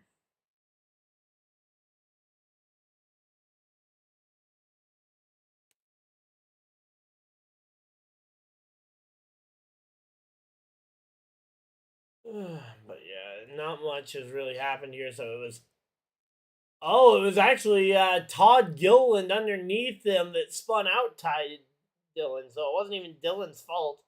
Just an innocent bystander when Gilliland decided to have a little bit of a rookie mistake there.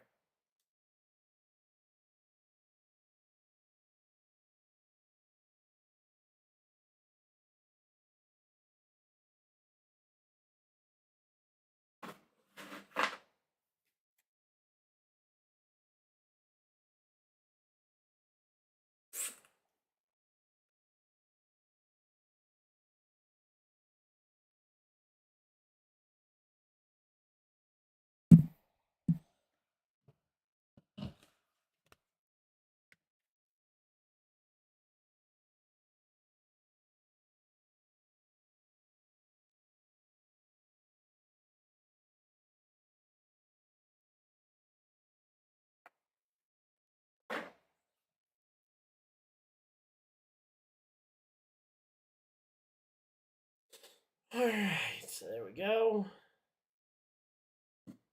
Say caution's out with 5 laps to go. Are they going to get this thing back going before we see the end of the stage, or is this going to be the end of the stage here?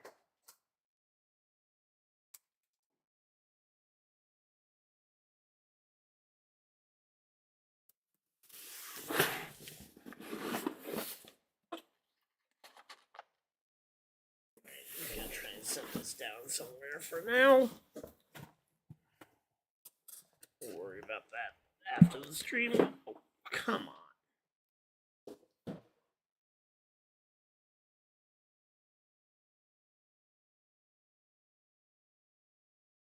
Alright, so there we go. Alright, we are chilling out here. Hopefully everybody's having a good day.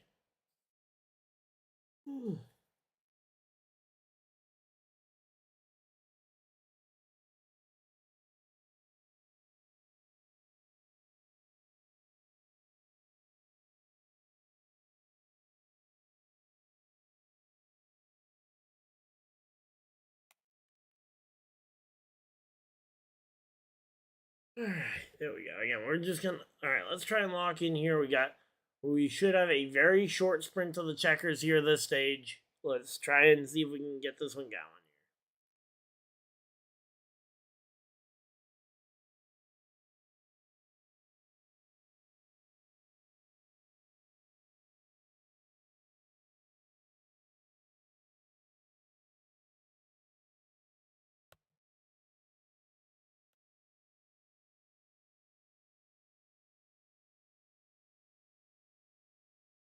Do, do, do, do.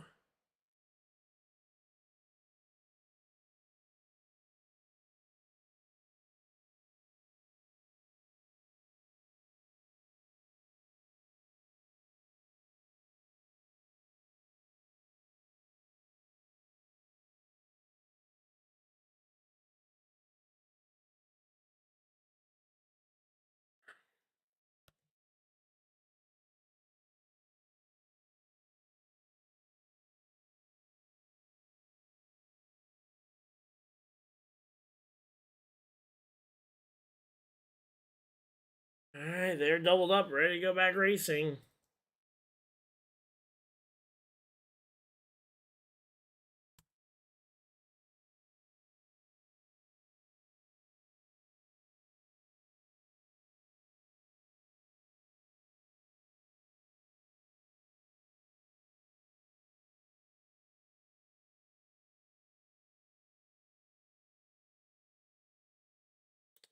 There you go. Green, green, green. Green flag's out. We are back to racing. And oh, Kyle Larson nearly loses it. Middle of the pack. 2 laps to go.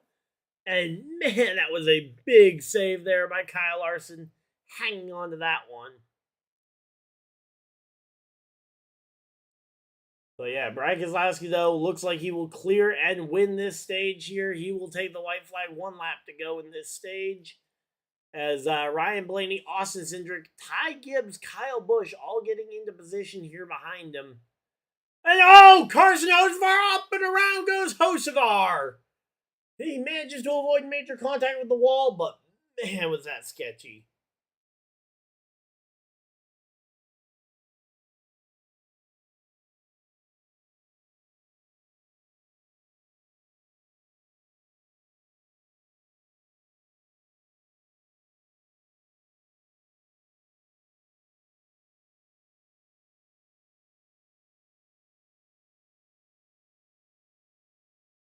Yeah, I'm okay with my lineup.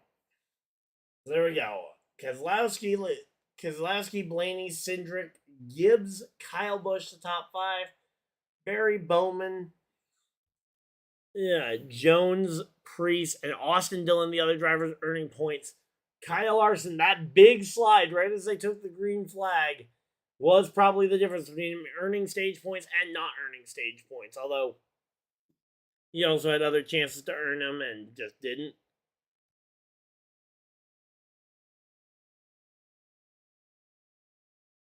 Give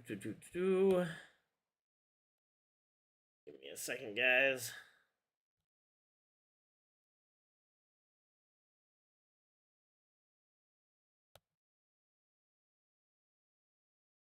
Crushed Takis chips and Fuego fries inspired by Takis. So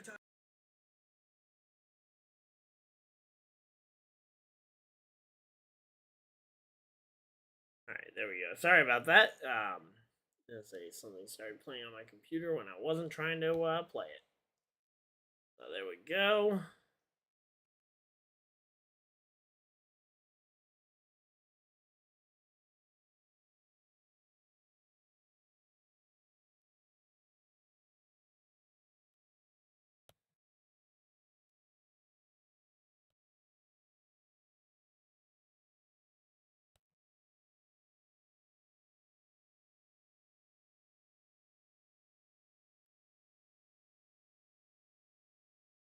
Alright, well, there we go. Again, we are just chilling out here. Hopefully everybody's having a good time.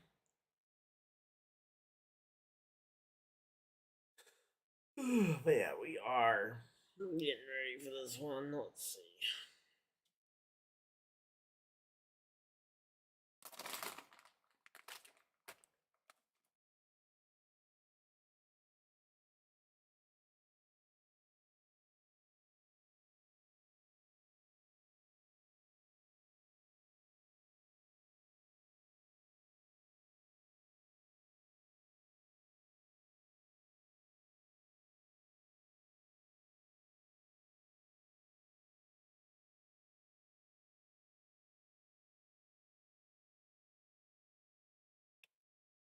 Alright, there we go.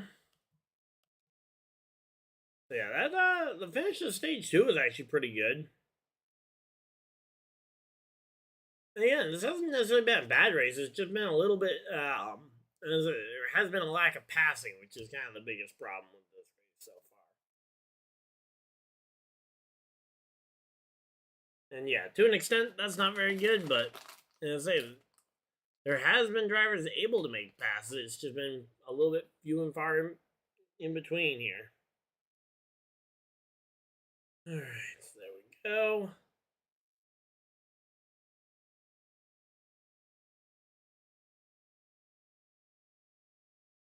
As I say, Chase Elliott may have also gotten a piece of the hit. Yeah, may have gotten hit when Larson got out of control there.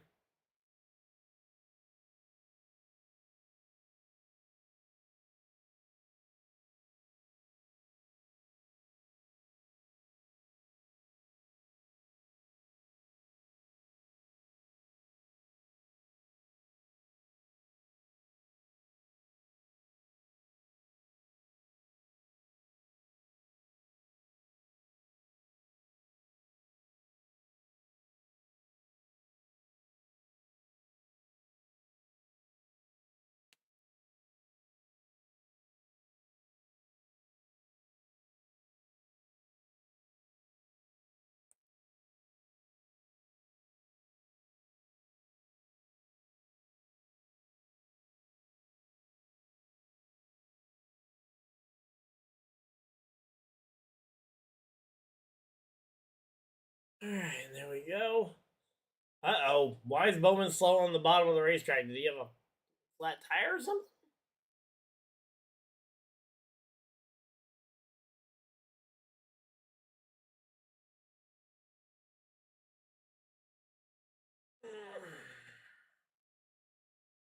Alright, so there we go. Again, right now we're just kind of waiting to see what's going to happen here.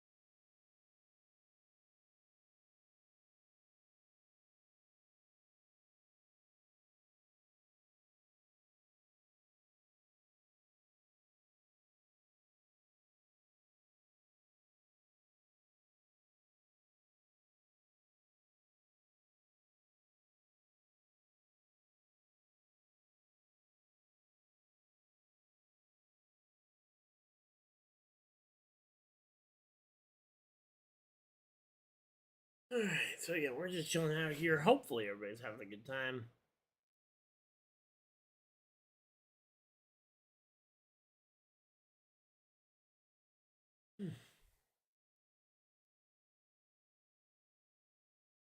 Alright, well, again, we are just chilling out here, getting ready for this final stage. Again, we have got ourselves 140 laps in this final stage, so we've got under 150 to go.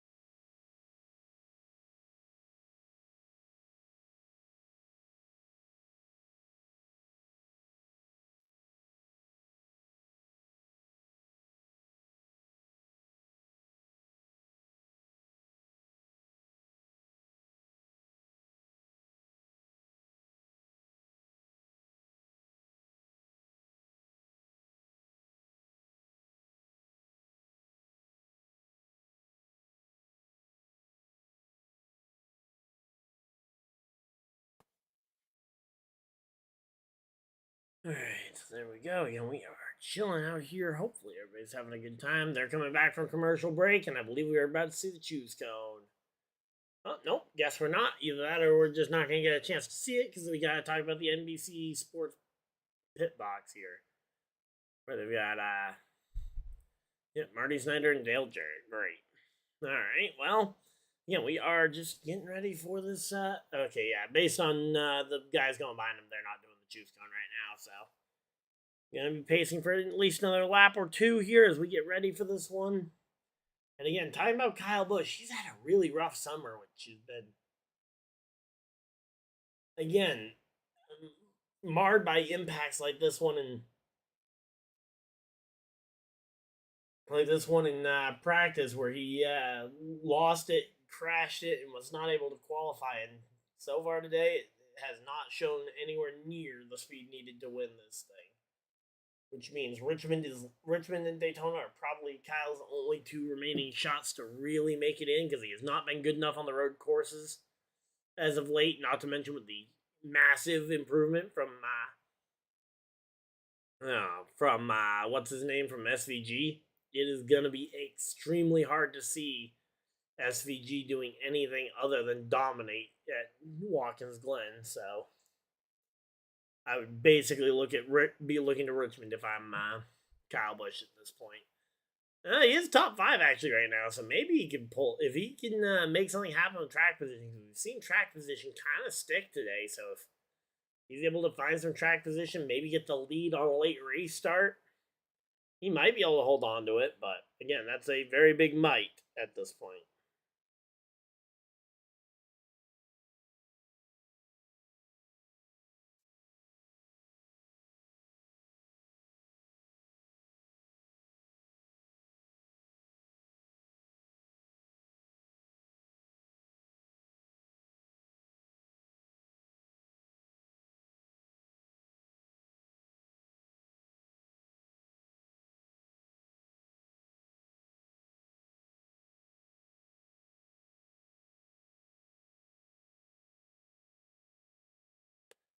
All right, here we go. Pace car's off. Green flag is out, and Keselowski off the top is already away with the lead, and he's going to try and clear Blaney into the corner, and he's going to do it.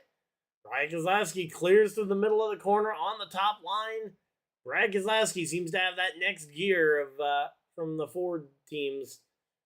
And I say not all the Ford teams seem to have it, but I say when they have it, they find that extra gear. And so far, Brad Keselowski and honestly Ryan Blaney was able to clear a decent gap between himself, Cindric, and Ty Gibbs. But yeah, Keselowski being able to clear though from the top side, middle of the corner, definitely interesting.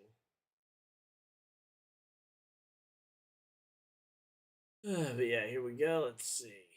Oh no! Denny Hamlin goes around! No! Denny Hamlin goes around, and we got yet another caution flag. Slowing this race down dramatically.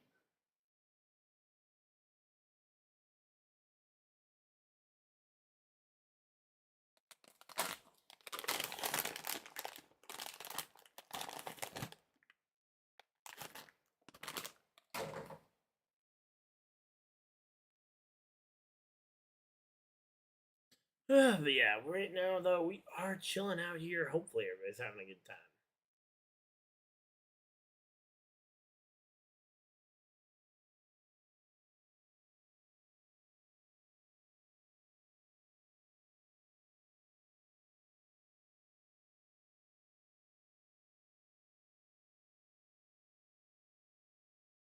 But yeah, man, I don't know what happened to Denny Hamlin there, but he just spins out and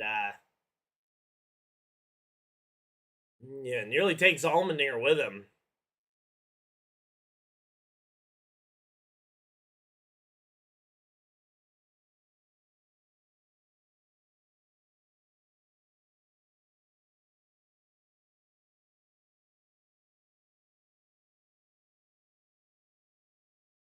Well, let's see, where is Bell ended up here?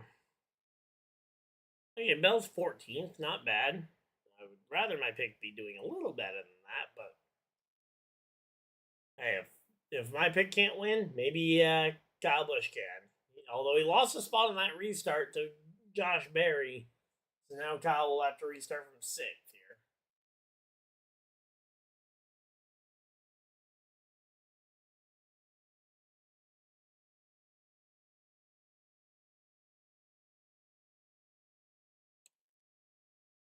Which honestly could mean restarting from the exact same spot or restarting from the opposite lane but same row.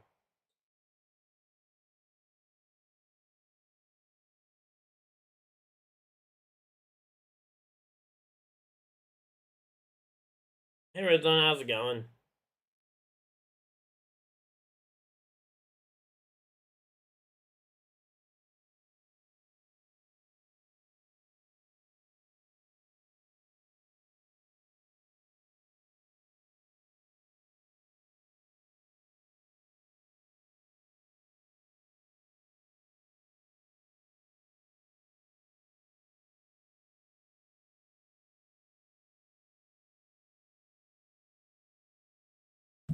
All right, pit road is open and a couple of cars looking.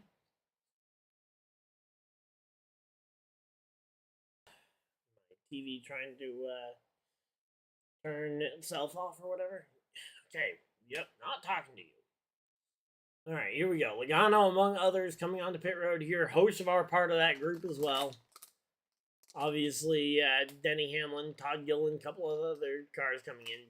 Eric Jones from 8th is one of the best cars coming in. Oh no, Chris Buescher coming out of his pit stall gets blocked in by, I believe that was the 77.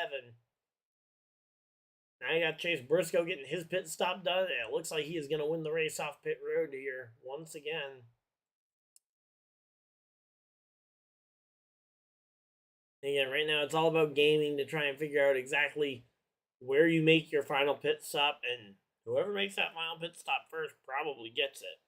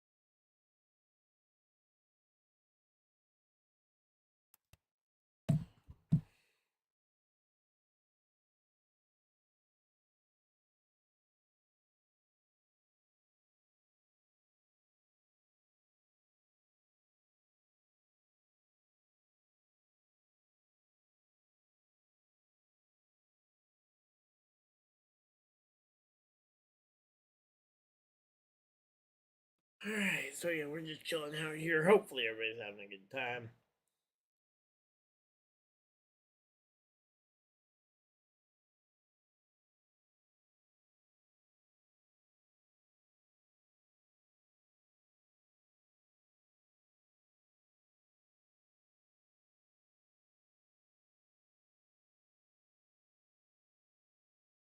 So yeah, we are chilling out here. Hopefully everybody's having a good time.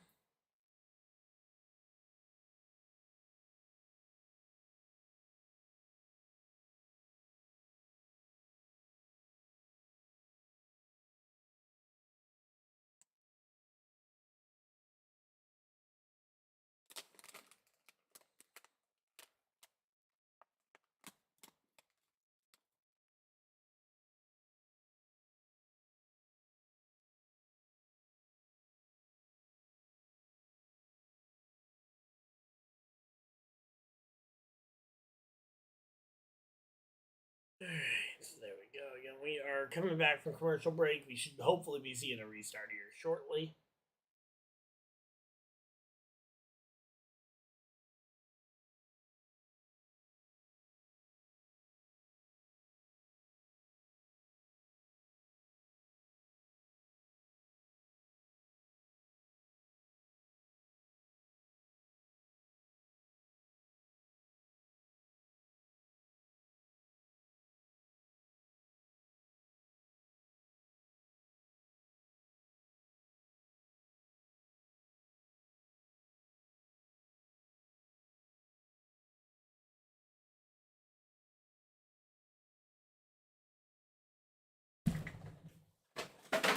All right, here we go. Green flag's out. We are back to racing.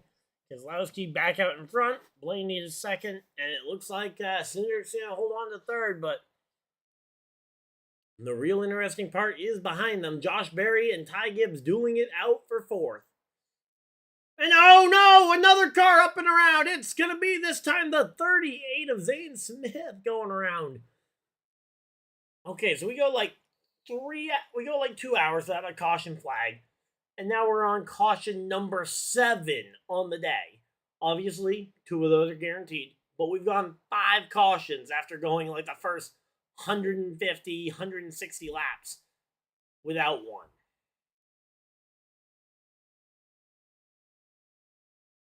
What on earth happened?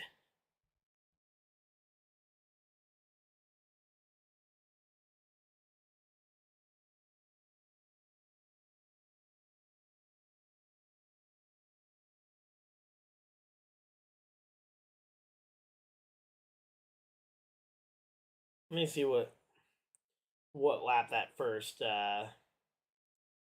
yellow happened on.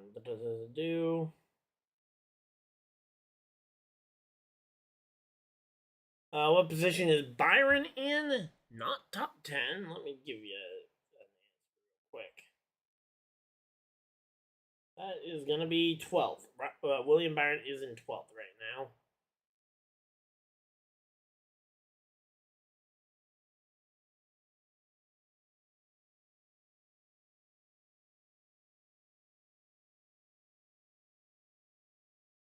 Come on. Hoping that there'd be a place.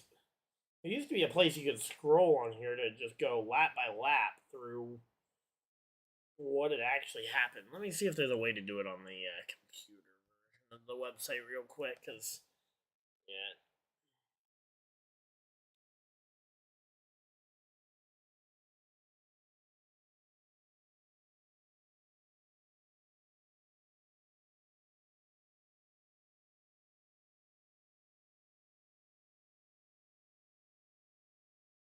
Alright, so there's the caution for stage 1.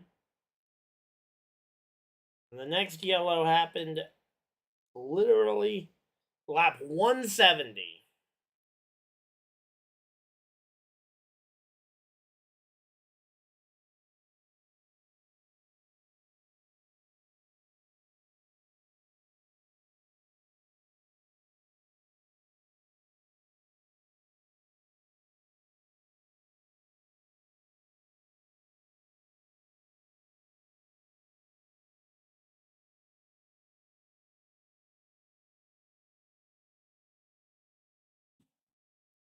Alright, there we go.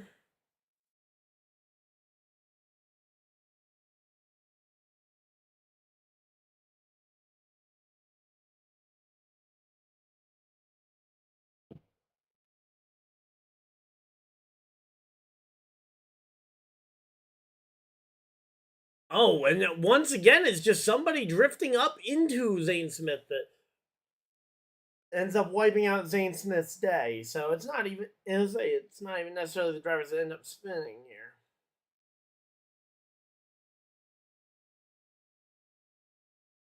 So there we go. Man.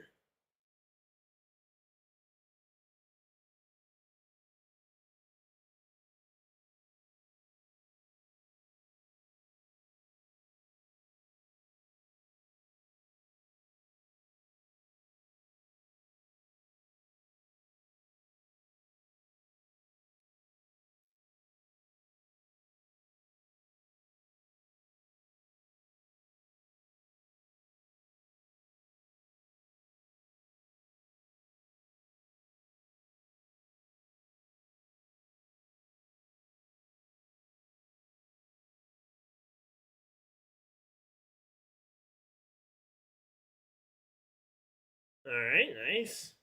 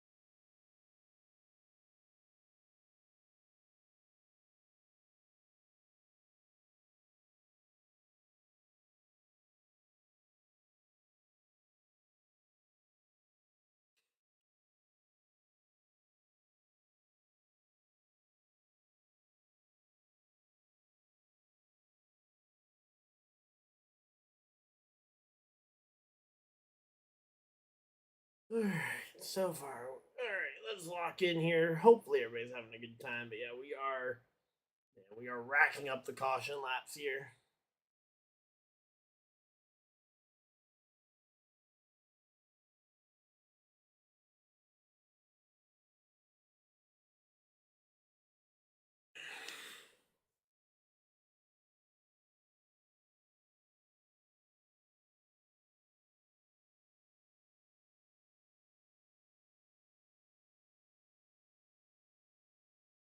Alright, so there we go. Doing the choose cone. It's going to be Penske teammates on the front row as Brad Keselowski came to pit road here.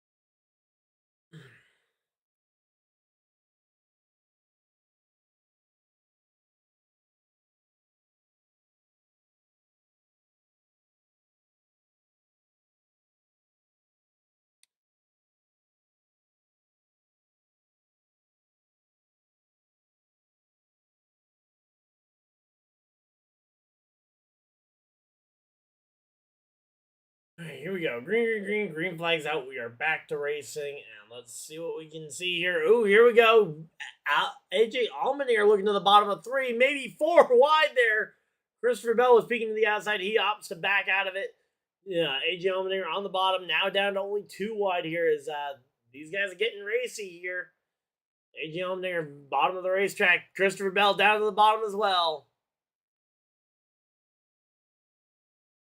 All right, so here we go. Again, right now, these drivers making their way around here. I am really curious to see what ends up happening as we get later and later into this run.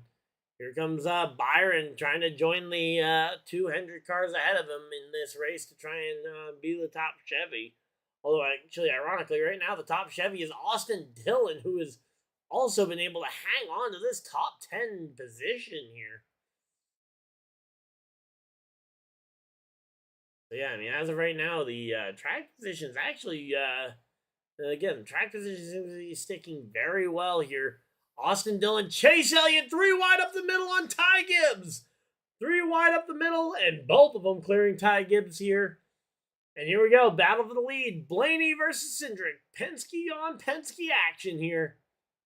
At the front of the field. Who's out already? Give me a second, because we've had a lot of crashes over the last few minutes here. So Joey Gay's 7 laps down. The only other people 2 or more laps down are Noah Gragson, Stenhouse, Zane Smith, who just crashed, and Ty Dillon. But I don't know if any of them are actually out of the race. Luckily, most of the spins we've had today have all been fairly small single-car incidents. No major pile-ups, so at least we haven't lost many cars from the field. So here we go. Again, right now, Ryan Blaney is able to battle back and clears himself ahead of the 2 of Austin Cindric. Right now, Ryan Preece up to 3rd. Barry to 4th, and Chase Elliott looks like he's going to cement himself ahead of Austin Dillon for this 5th position and the top-ranked non-Ford. Not that that really makes much of a difference here. Ty Gibbs still the top Toyota and the only Toyota in the top 10. In fact, the second, it's the first Toyota until you get all the way back to like 12th place with John Hunter Nemechek. So we got ourselves a pretty good battle going on. We're coming up to 100 to go in a couple of laps, so I'm curious to see how these drivers start to step it up. And spin! We got Eric Jones going around, and it's going to be caution flag flying once again. This time it was Chase Briscoe spinning out Eric Jones, and that is going to be yet another caution flag. We got a couple of laps in there, but now we've got a caution flag out with 105 laps to go. 105 to go. All right, there we go.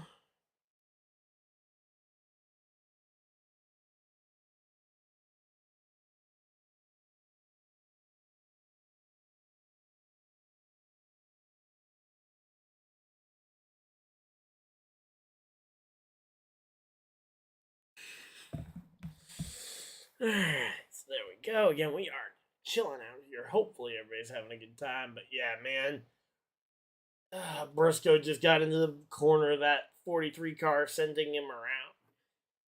Nothing the 43 could have done there to try and prevent that. But actually, saying that's a completely different incident there. But the 42 sent the 23 of Bubba Wallace up into the fence.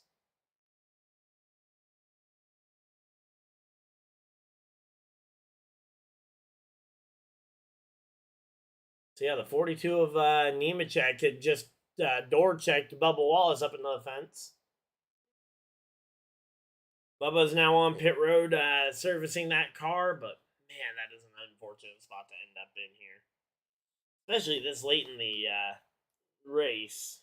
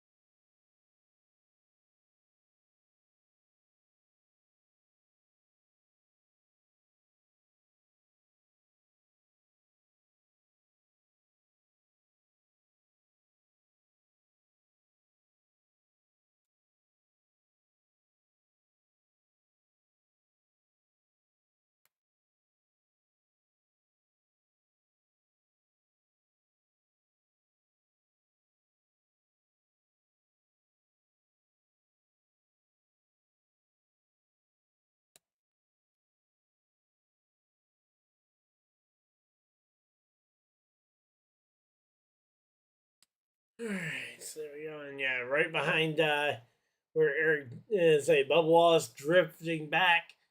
Yeah, and then yeah.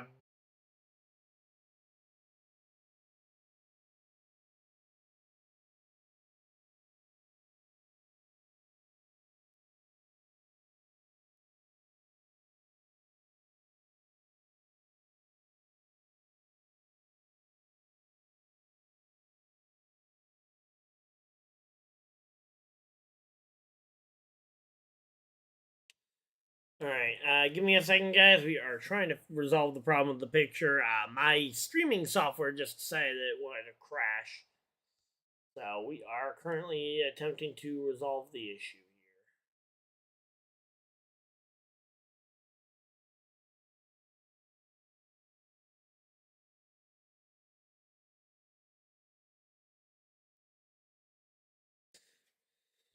here.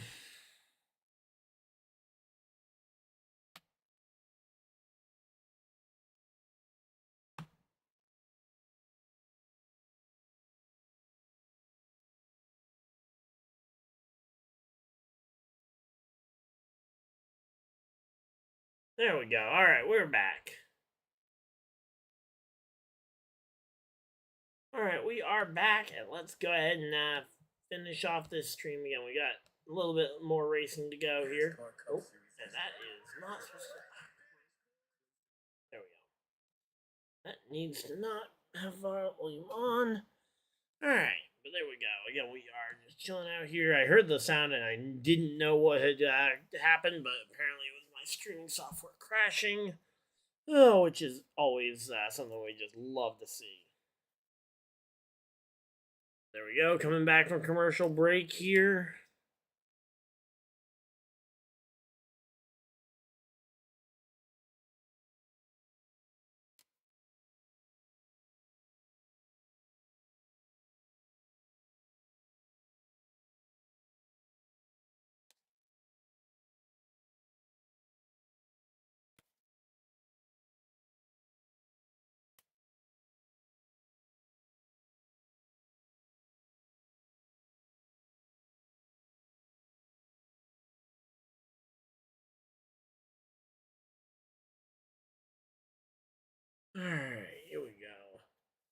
Let's see. So right now, Brad Keselowski in 14th, I believe, has the freshest tires of everybody. Then you got, from him, most of the people back have either 25 or 18 laps on their tires. Those are your kind of two waves.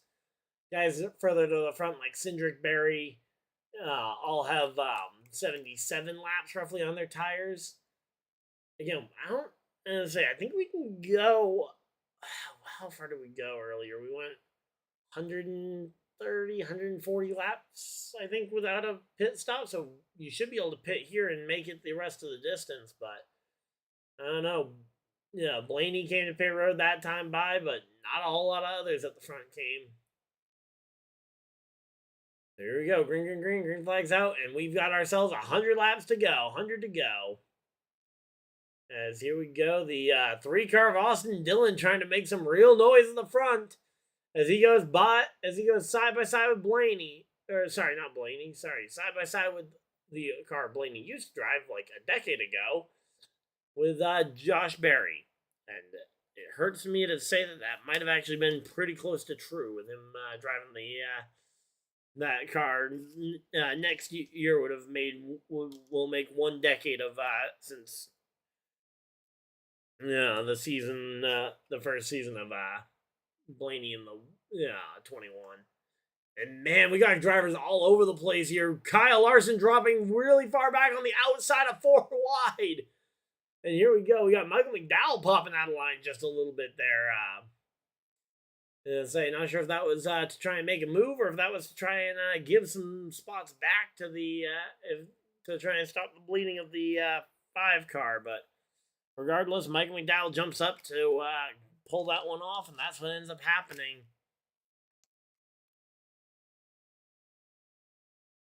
All right, there we go. There we go.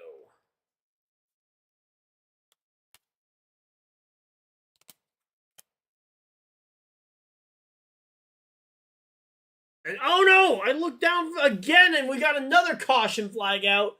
This time it's Reddick and Bell. No, Christopher Bell involved in the caution flag, and Tyler Reddick too. Man, Toyota not catching much of a break.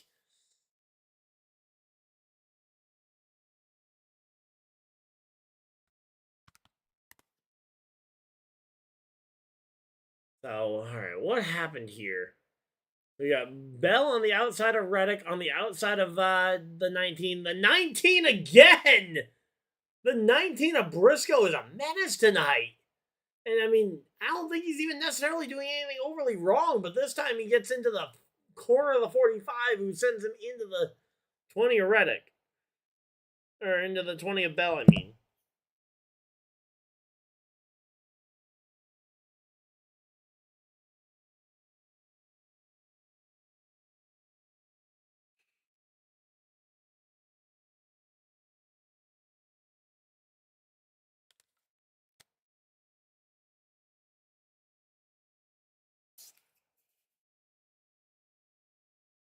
Alright, so there we go. Again, we are just chilling out here, though. But yeah, my pick for the win just got spun. Again, these are very harmless self-spins here. Not a lot of contact going on, which is leading to a lot of these cars that spin still being able to maintain a lead lap, even, in a lot of cases.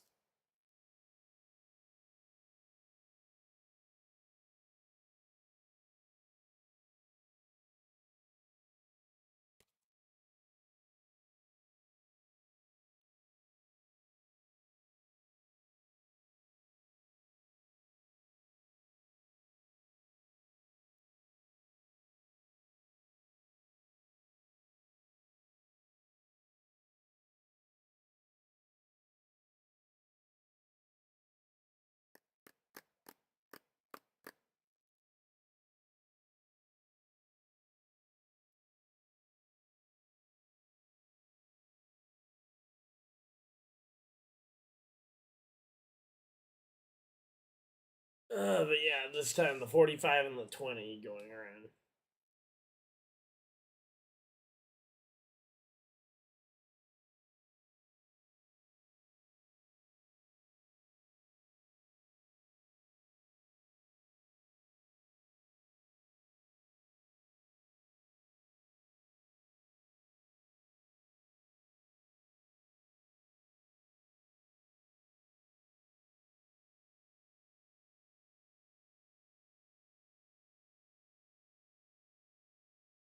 All right, so again, we got, as I say, we do have the fuel mileage conversation going on here. Everybody trying to figure out exactly when you need to make this pit stop here. Keselowski up into 10th with only 24 laps on those tires at this point. I mean, if it wasn't for the heat cycle, I would be absolutely thinking that he was in the best position of everybody. But again, you just hate to think that you're putting that many heat cycles on these tires here. And down comes Dylan, Chastain, and Larson coming down pit road.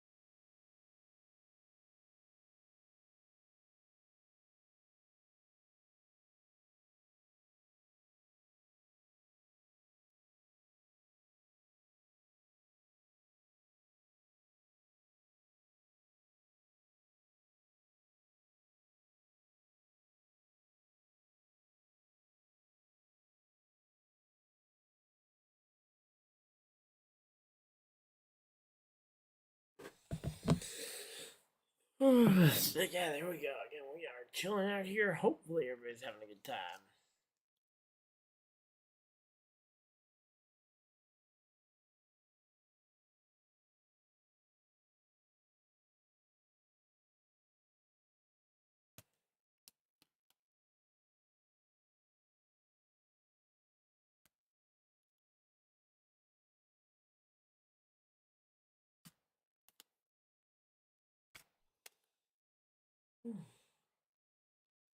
Alright, well, we're just chilling out here. Hopefully, everybody's having a good time.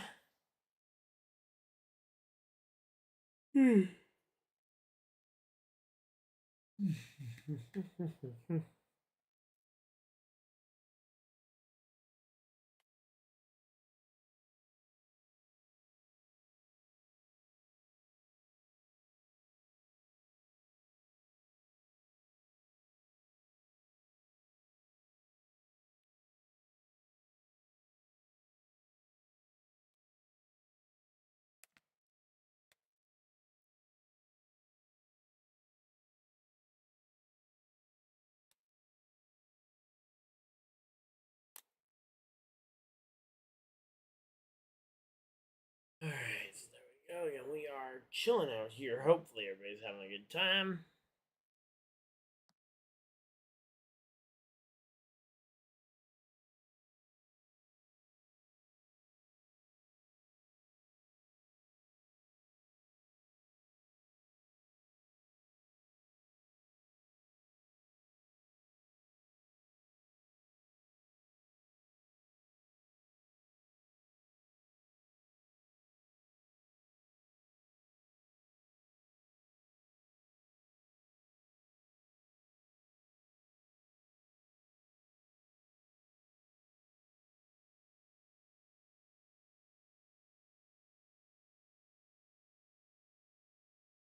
Oh, uh-oh. I say we got, looks like, is that the Ryan Priest team? Yeah, that's the Ryan Priest team getting, having crew members yelling up to the pit box about something.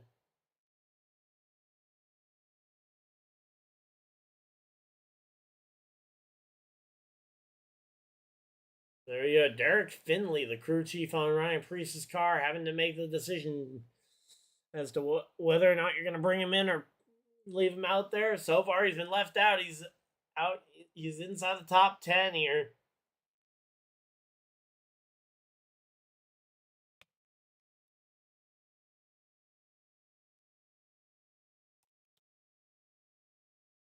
All right, here we go. Green flag's out. Elliott versus Cindric on the front row. And here we go, down into turn number 1. The question is, who can hang on here?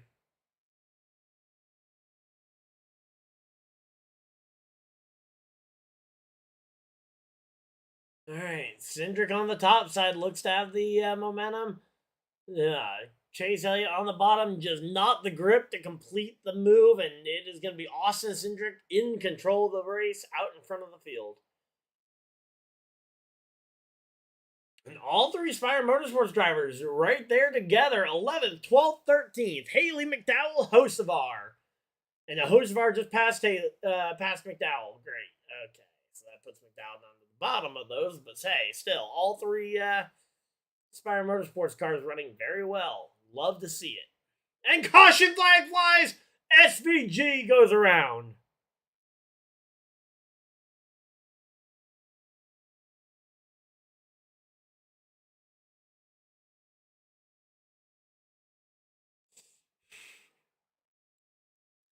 All right, there we go. Well, we got about a half lap of racing in before that caution flag comes back out. Man.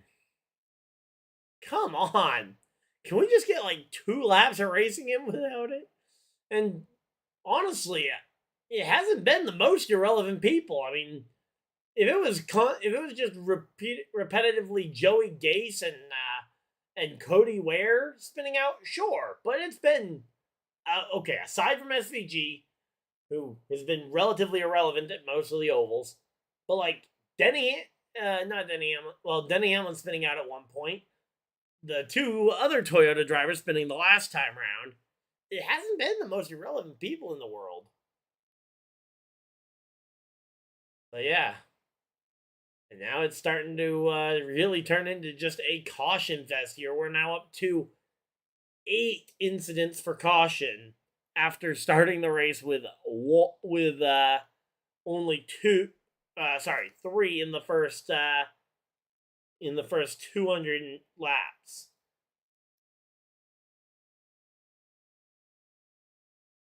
Only 2 in the first 200 laps. We were on pace for 1 incident every 100 laps, and then all of a sudden we end up with a absolute flurry of them down the stretch here that we haven't even gotten to lap 2. No, we haven't even gotten to lap 300 yet, which we definitely should have by now.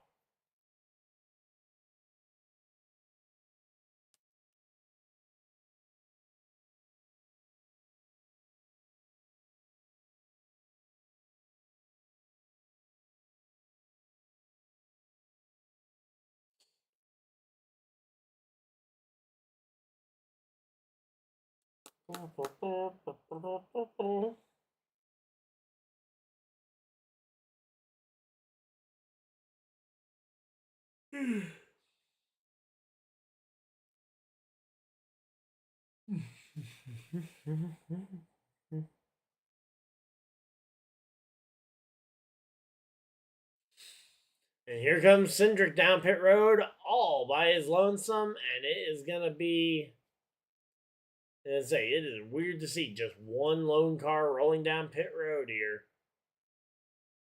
And again, where did, so the 6th car got all the way to 8th place so far. And I think he might be the first driver I think that can legitimately maybe to the checkers, especially with the amount of cautions we've been having. Briscoe will be close. All right, here comes Larson. Larson's also on pit road, gonna get the tune up. And give me 1 second, guys.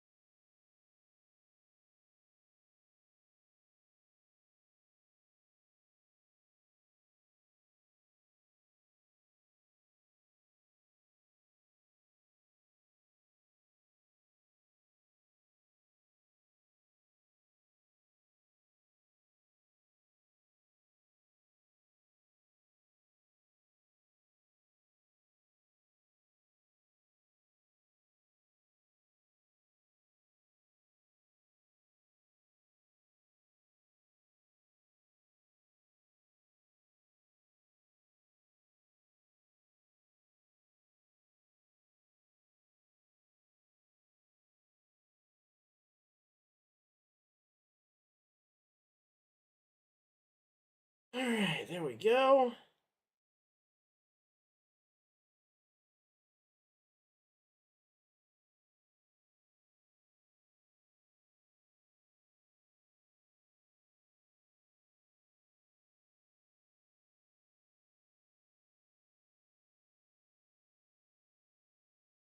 All right, well, we are here. We are. Oh wow, we just opened up a couple subscribers there. Sorry, I had to take that phone call real quick, guys. But yeah, we are chilling here. Currently under caution flag yet again for the 10th time today.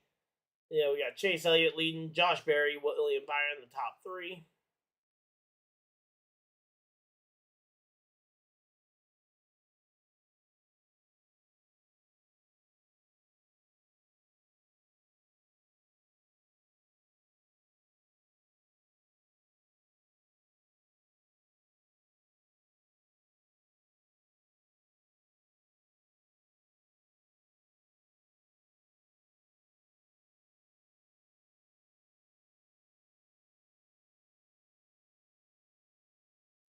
All right, so there we go. 83 laps to go. Pace car is off. Field in the hands of Chase Elliott and Josh Berry as we get ready to go. Green, green, green. Green flag's out. We are racing here. And man, there's a massive separation midway through the field. And how did they know that there was going to be a massive separation? Because they had a camera on that before the restart started. Here we go. Kyle Busch, middle of 3 wide. Kyle Busch, middle of 3 wide up the in the mid pack here. Joey Logano trying to make some moves here along with Ryan Blaney, who pit a few minutes ago.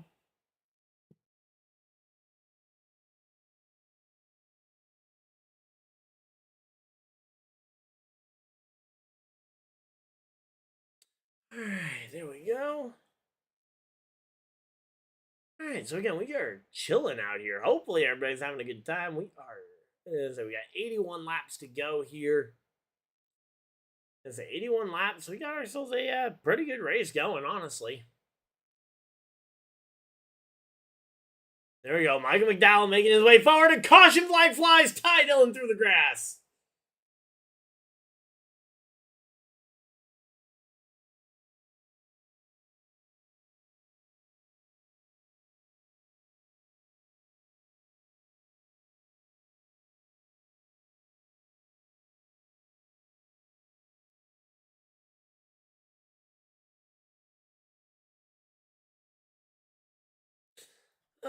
Man, this is literally. We've gotten to the point where it's 3 Hendrick Chevys in the front of the field. But man, we are under yet another caution flag.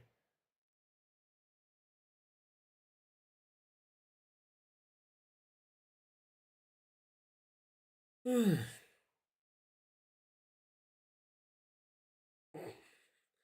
is insanity here.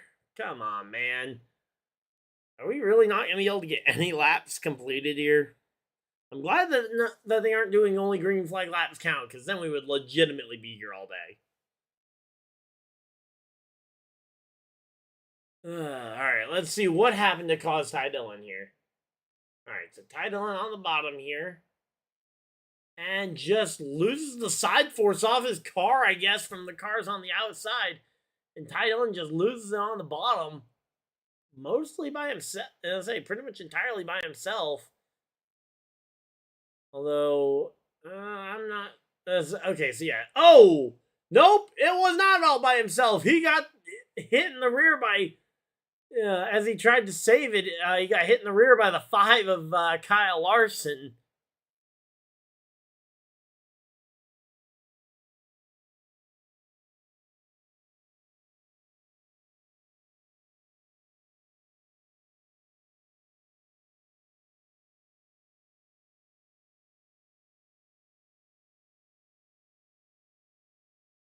Alright, there we go. Again, we are chilling out here. Hopefully, everybody's having a good time. But yeah, it has been insanity here down the stretch. Mike McDowell, host of our and Haley, all jumping up spots here on these restarts. But man, can we just have one green flag run not end super bad? And there we go. Bell And say Bell and Larson nearly got into each other earlier in that run, or maybe that was a previous restart. Hard to tell. And it's like we've had a lot of restarts really quickly here. But yeah, Bell got loose on the bottom, similar to how we just saw Ty Dillon get loose. But this, at least luckily for in Bell's case, there was nobody right on the rear end ready to run him over the second he started to stall. All right, lap since last pit. Josh Berry has been out there for 100 laps since his last pit stop. Even Kozlowski's been out there now for 40 laps since his last pit stop. You got Chastain in 20. That's the only driver inside the top 20 who has been on their tires for less than 20 laps. This is insanity.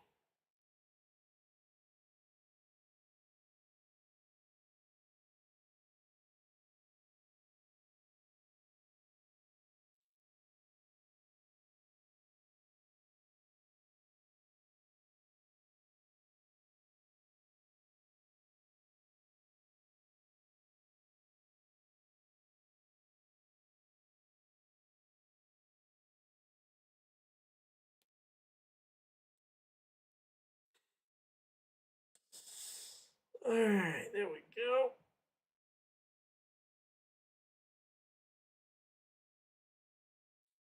But yeah, we are chilling out here. Hopefully, everybody's having a good time.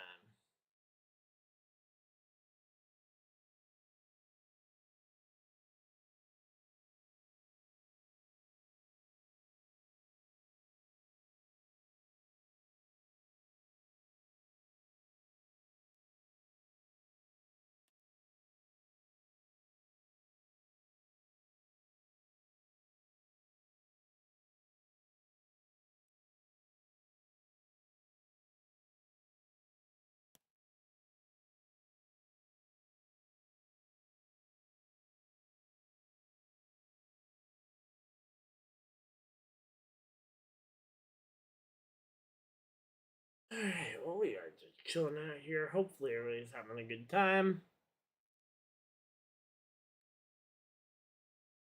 But yeah, so far though, this race has been a mess of the second half here.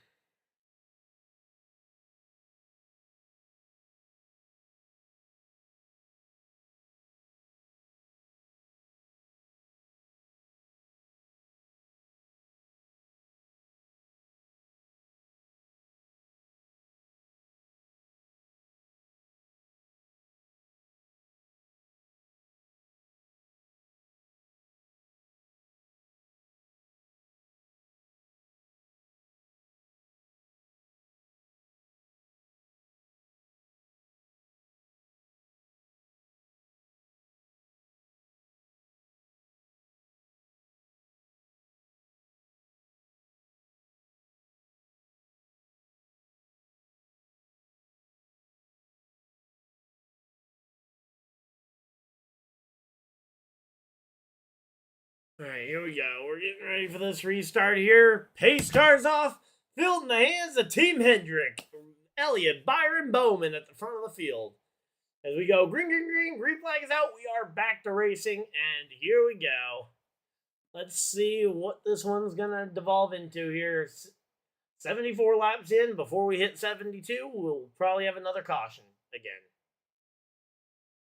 But yeah, Team Hendrick, though, fresher tires than Berry. Josh Berry trying to hold tough on the inside line. That's going to be a tough spot to try and hold with the 100-lap-old tires here. Byron, Elliott, Bowman, all on fresher rubber here, trying to make this one work.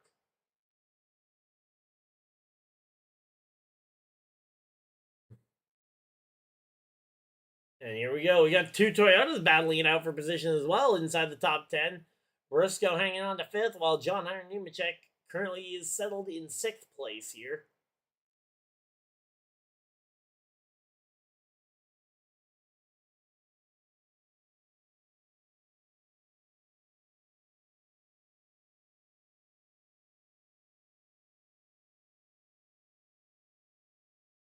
All right, so let's see. Again, we got two of the three Roush family Kozlowski cars up in the top 10.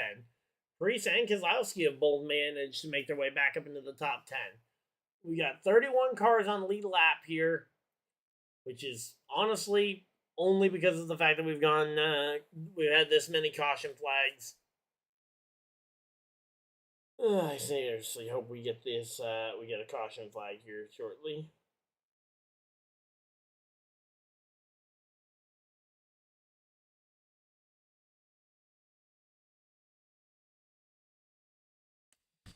Alright, so again, Toyota Racing drivers, Bell is still the fourth best Toyota. You're in 22nd place. Toyotas are very feast or famine because they got 3 of them inside the top 10. Caution flag flies! Caution flag flies once again.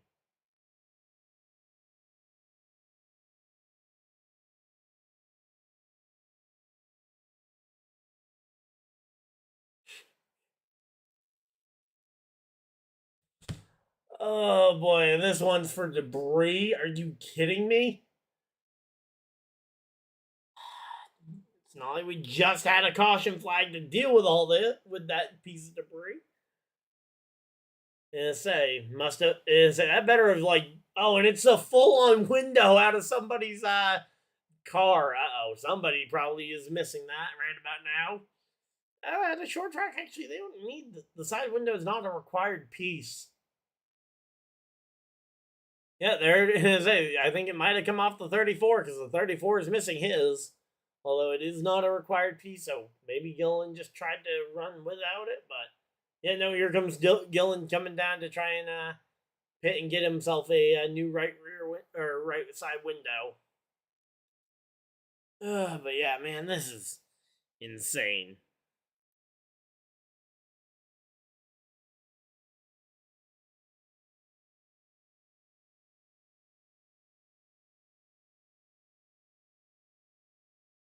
But yeah, we got 68 laps to go, and we have not had any shot at going more than about 3-4 laps on a green flag run in the remaining portion of this race. And you guys can see it up in the top a little bit there, the very tiny progress bar underneath there. It's looking a whole lot more yellow than it is green right now. And here comes race leader Chase Elliott and fourth place driver Josh Berry coming down pit road, gonna get there for fresh tires and pit. Kyle Busch, Chris Buescher also coming down pit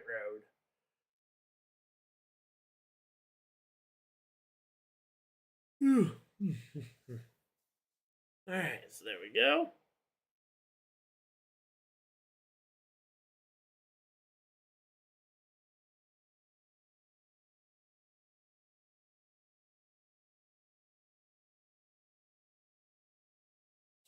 But yeah, man, this has just been insanity, though, with the amount of cautions we've had down the stretch here.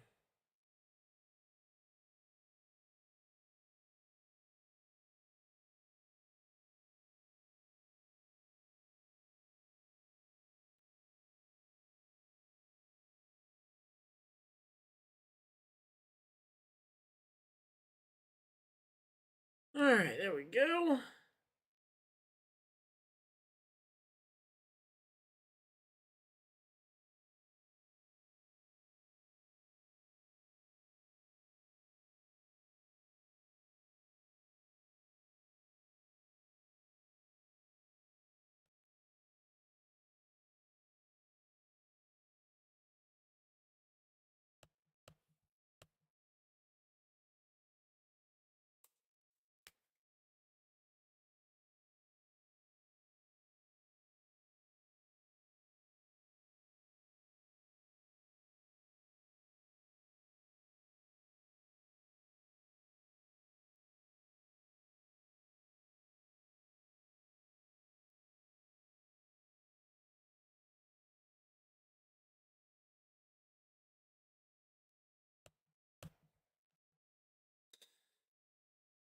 All right, there we go. Again, we are just chilling out here. Currently 66 laps to go under yet another caution flag on the day.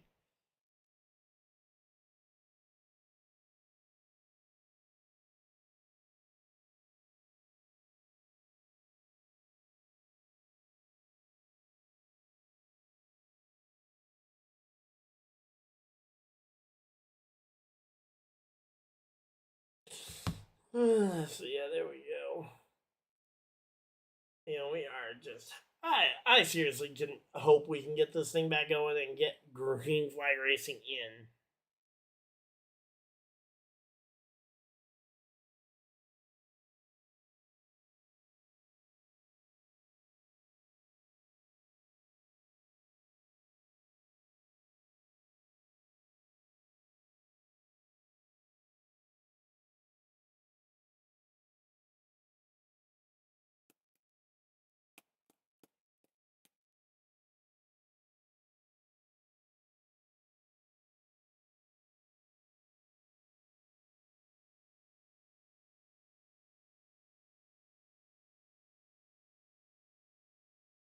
Alright, here we go. Getting ready for this one. Let's see if we can go back racing here. 65 laps to go. Please, please, please don't crash again immediately.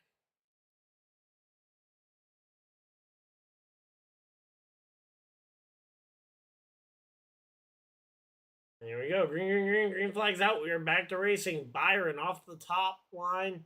Gonna absolutely fire it down in here. Logano looking to the bottom, trying to make it 3 wide underneath. Trying to make it 3 wide underneath McDowell here. McDowell right at the edge of the top 10. Hocevar, Haley both well up inside the top 10 right now. And I say we got a lot of movement going around in the field here, and we've got Busher and Priest separated by 17 points right now. One more bad day for Busher and one great day like this for Priest, and we could very well have a conversation at Daytona as to who's going to make it in, and then a winner is going to reset the whole thing.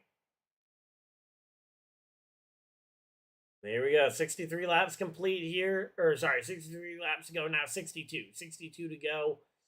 And hopefully we are done with the... Hopefully we can put that yellow flag away, but I'm guessing that the odds are we're probably not done with caution flags for the night. So, there we go. Ryan Priest makes a pass around the outside of Alex Bowman. Nice move. Alex Bowman getting passed around the outside. Man, that is something you don't see every day. And there we go. Ryan Priest.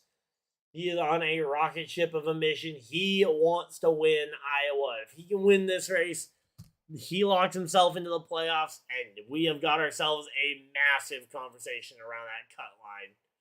Because now Busher's bad summer comes back to bite him, as he will be below the cut line and having to catch Alex Bowman, who is currently in 4th place.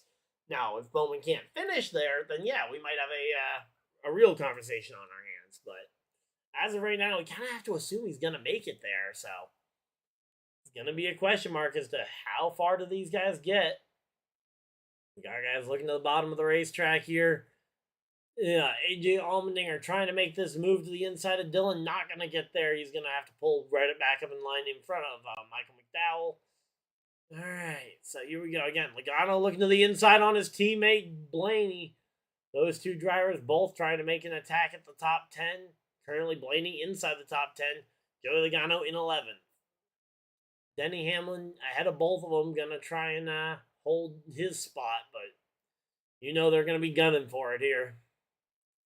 As we've actually started to get a mini bit of a green flag running here.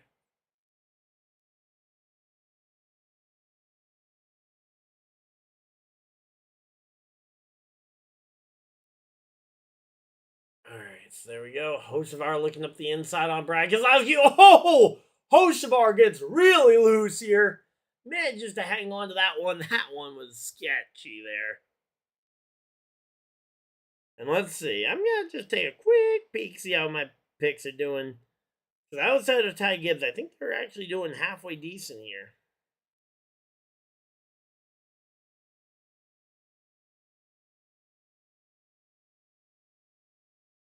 Yeah, so literally outside of Larson and Gibbs, all my picks are inside the top. My other 3 picks are all right in and around the top 5. But yeah, the no bonus points is definitely going to hurt my overall finish.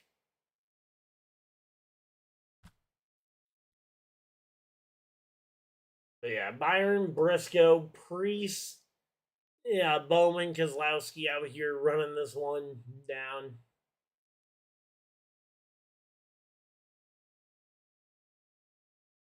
The Homes.com through the field. And I say with 55 laps to go, are we even going to have a chance to get through the field? Because one, these laps are clicking off quick, and two, the caution flag has been coming out even quicker.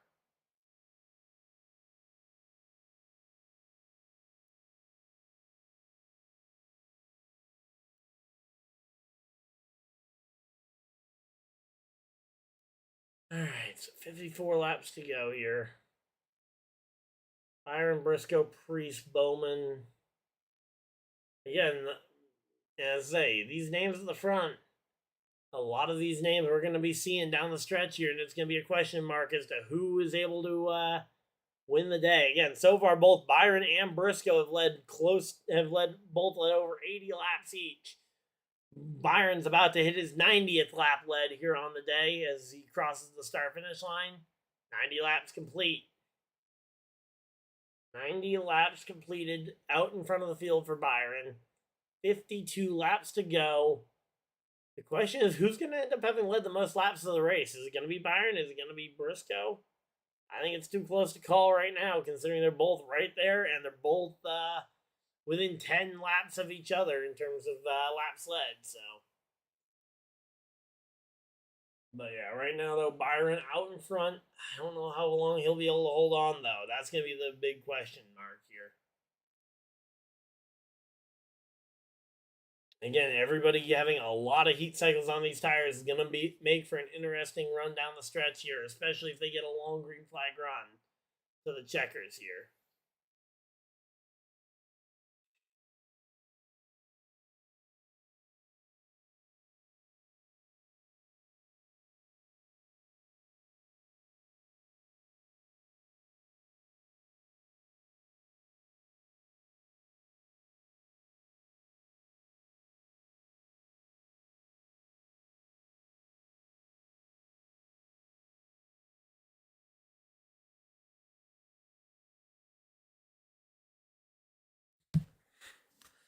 Alright, so there we go. Looks like they are going to go to a commercial break here. Alright,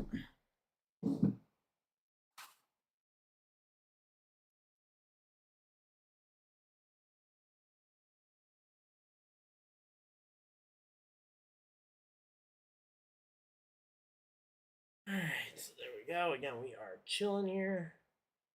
Again, 48 laps to go. We have crossed lap 300. We have crossed the lap 300 threshold. Now the question is, how much further do we go before we get to the next caution flag here? First time in a while he's been in the lead. Well, I mean, I think a lot of that was contributed to the fact that we've had most of this race has been caution flags, but he's led nearly a third of the race, so can't have been that long that he was not in the lead.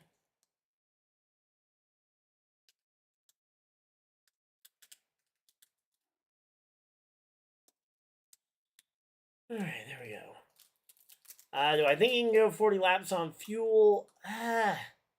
His last pit stop was already nearly 100 laps ago, so I would say probably not going 140 laps on a tank. I think if that was possible, we wouldn't have seen a cycle of green flag stops in stage 2. Considering the fact that we didn't see that in stage 2, I'm thinking that we won't see him make it the entire way.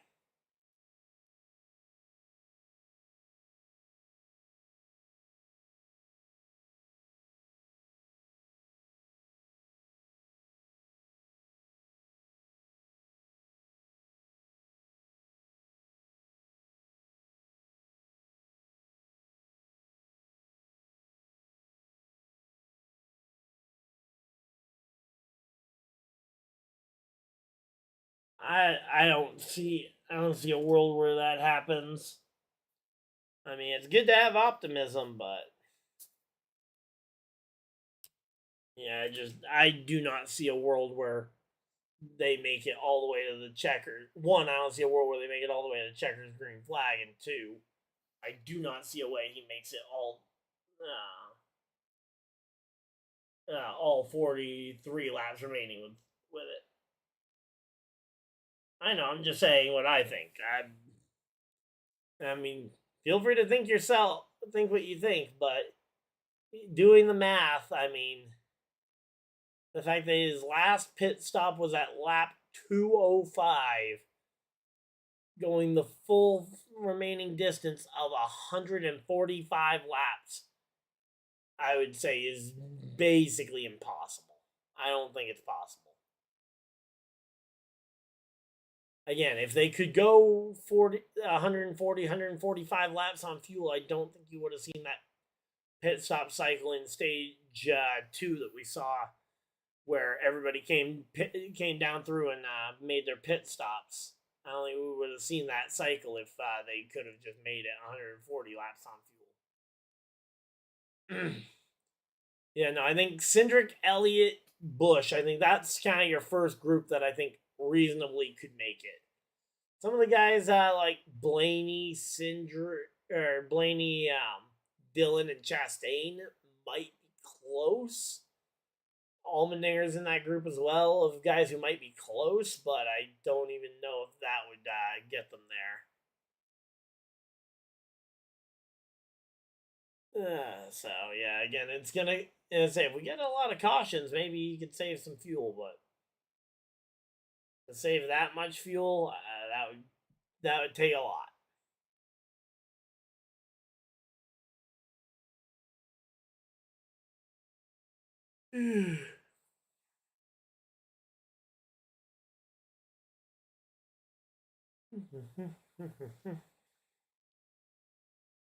Yep. Well, again, right now we're just kind of waiting to see what's going to happen here down these final 38 laps. Ty Gibbs looking up the inside on Daniel Suarez. Suarez has got to be in a really weird position, considering the fact that he and the team have already announced that they're parting ways at the end of the season, and they're both so far outside the realm of making the playoffs that, barring a win, they aren't making it. That it's got to be such a weird feeling to be the only driver on your team that isn't in the playoffs like that.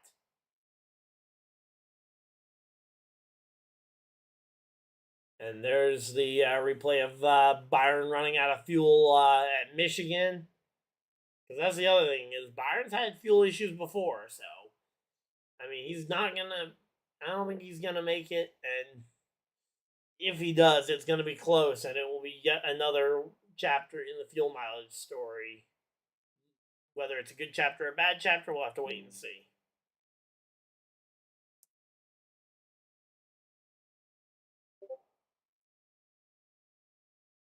Alright, so again, we are just chilling out here. Hopefully everybody's having a good time. 35 laps to go.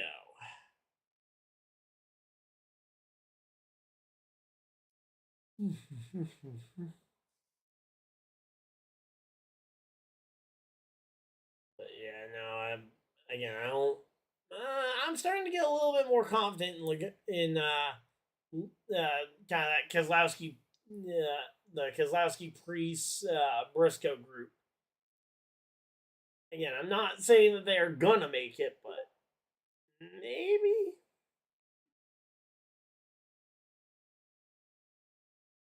So yeah, there we go.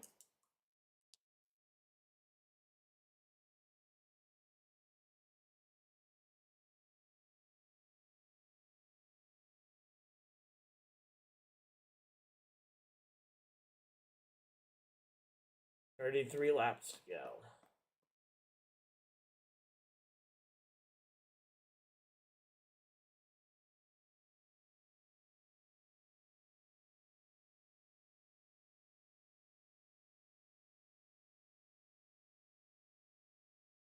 Alright, 33 laps to go here. Buescher, Priest battling it out at the front of the field. Or sorry, not Buescher. Priest is up at the front of the field. Buescher is, I have no idea where, but they're battling it out for the points positions. Because again, right now Ryan Priest sits 18 points shy of the playoff spot, which is very achievable throughout 3 races, especially if Buescher has a bad race at, say, Daytona or Watkins Glen, which Watkins Glen would seem weird. Maybe he has another bad day at the other short track, similar to this one. So if Priest can stay close to him at Watkins Glen, yeah, then outrun him at Richmond like he outran him tonight, then he can go into Daytona with a lead. Now, obviously, going into Daytona with a lead and exiting Daytona with a lead are two very different stories. But we'll have to wait and see as we get down to the end of this one. So Brad Keselowski is a 1-2 stages currently in the. He won both stage 1 and stage 2. Wow.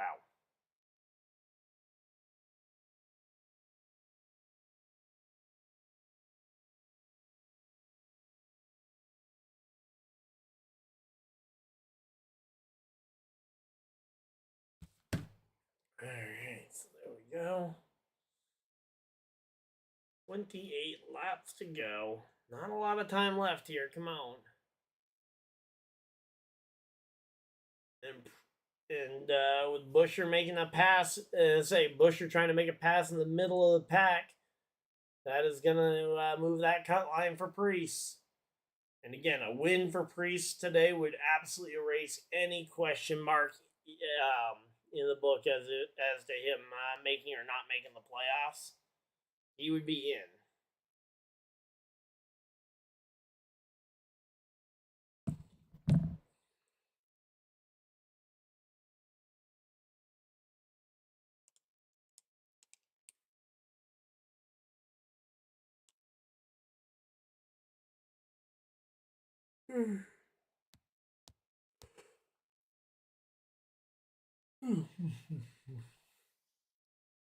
Yeah, so right now, though, 25 to go, 25 laps to go. Yeah, they are making it so far into this one.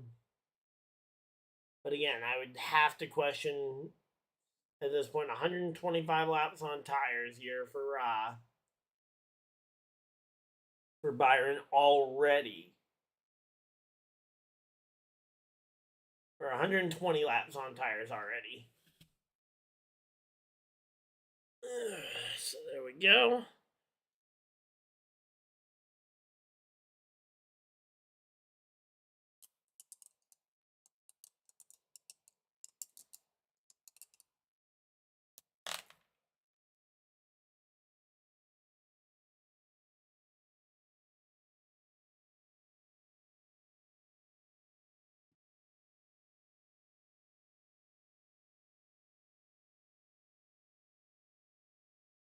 Imagine if Byron runs out of fuel with like 5 laps to go again.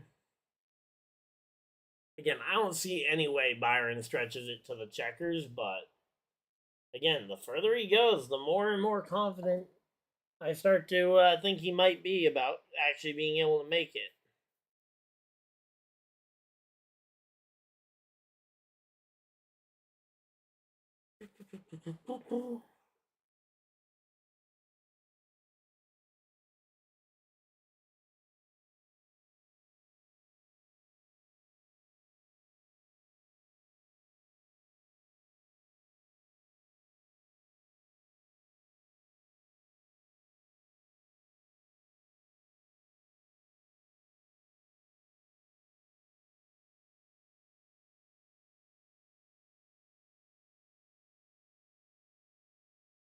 Alright, so again, we're getting later and later into this race. We've been green flag for a long time after a massive rash of yellows. 20 laps to go here. Byron out in front of the field. Briscoe hanging on to second here. The question is going to end up becoming, can Keselowski... oh, wow, Priest is falling way off the back of Keselowski. So, really, if Priest can just hold... Or if Briscoe can just hold off Keselowski, there's no other pressure coming from behind without a caution flag. And again, Buescher's starting to develop some of that late run speed here. He's moving up the grid, and that's going to make it harder for a driver like Priest to try and get close on points. Again, a bad point stay is exactly what I think most of the field needs, because now, granted, I think most of the field is already mathematically in must-win mode. And to think, right now, Michael McDowell through Adrian Allmendinger are all separated by like 15 points. So 20th through 24th place in points are all separated by about 25, by about 15 points. That is insane.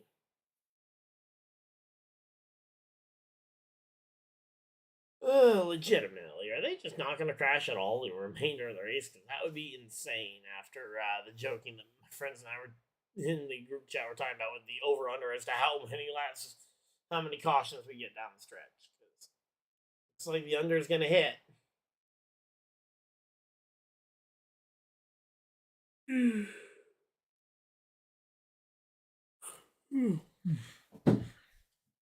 But yeah, again, at this point, it does look like a fuel mileage race is going to occur. But the question is, whose fuel mileage is going to be the best here?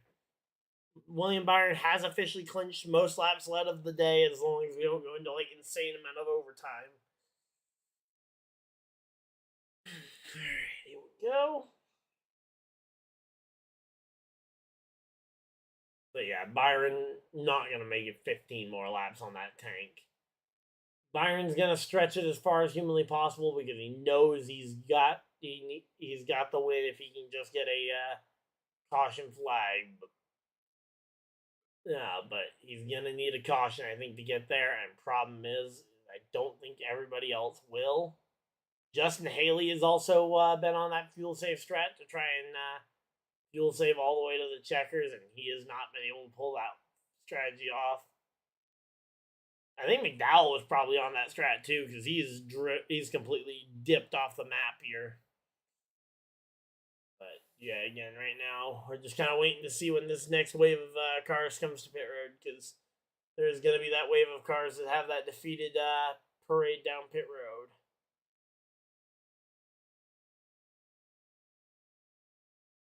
So yeah, right now we are chilling.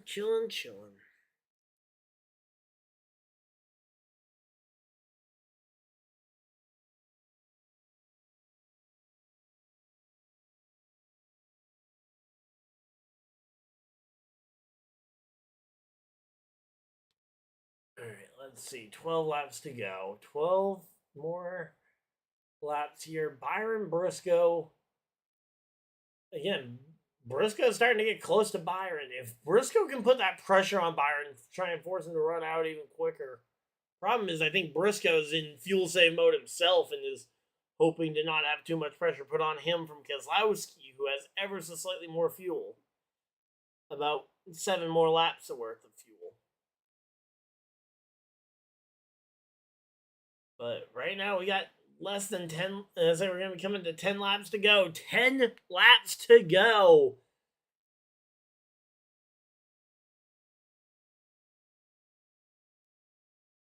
All right, 10 laps to go here, and William Byron's going to have to pit, right?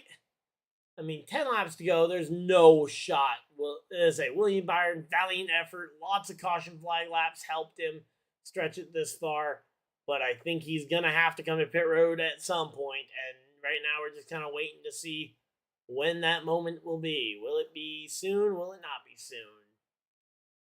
9 laps to go here. He's, say, the broadcast, I don't know how they do their percentages, but they have him at 3% left on fuel, and he is going to have to come into the pits because there's no way he runs 9 laps on 3% fuel, whatever 3% means.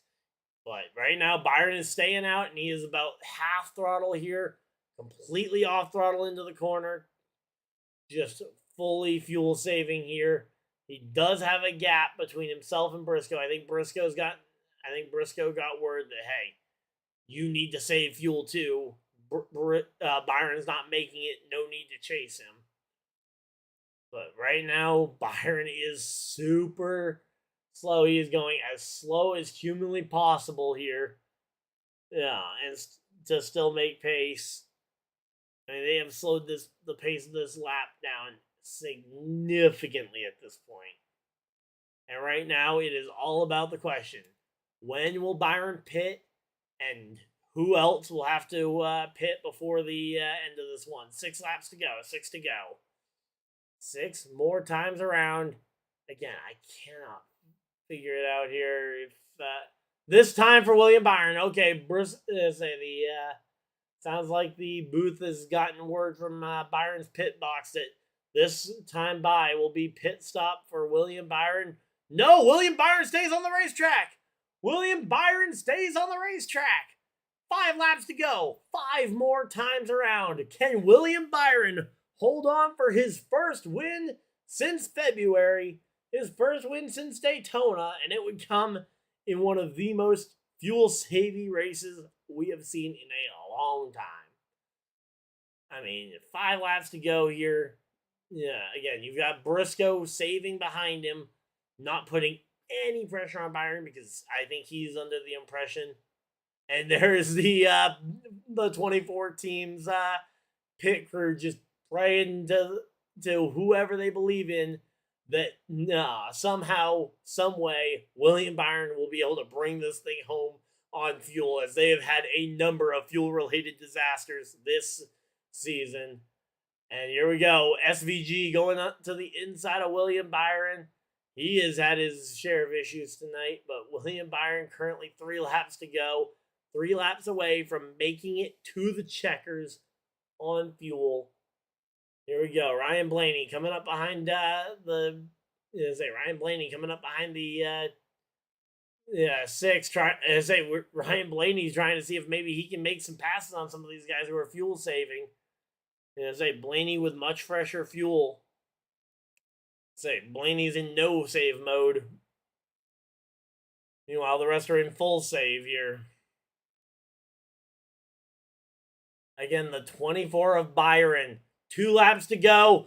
Byron's going to see the white flag. Byron is going to see the white flag here as Cody Ware and SVG are running right behind the leader here. Will William Byron be able to hold on? One of the slowest final laps in history here. And William Byron is going to make it to the checkers. What on earth? One of the greatest fuel saves in a long time. Checkered flag, William Byron.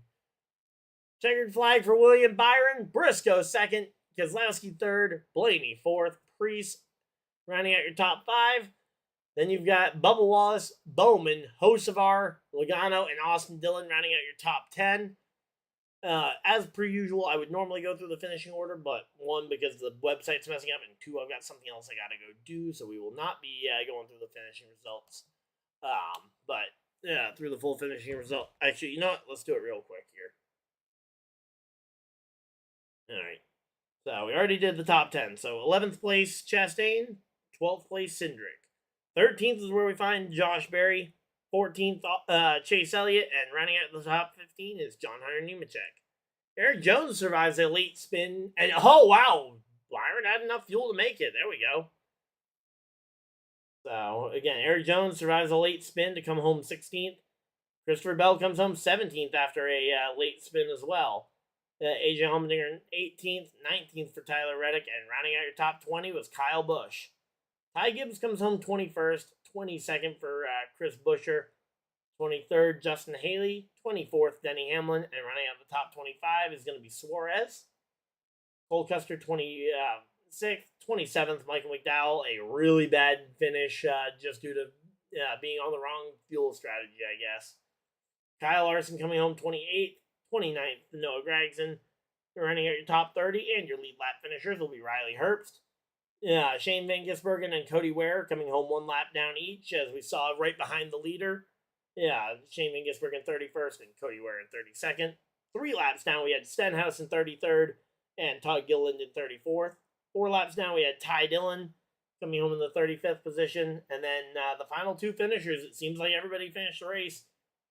Zane Smith comes home 6 laps shy of the checkered flag, and Joey Gase in car number 66 coming home 10 laps off the pace. But hey, everybody finished it, and I did not believe so with the amount of fuel he was going to need to save, but hey, he managed to make it happen and got it done.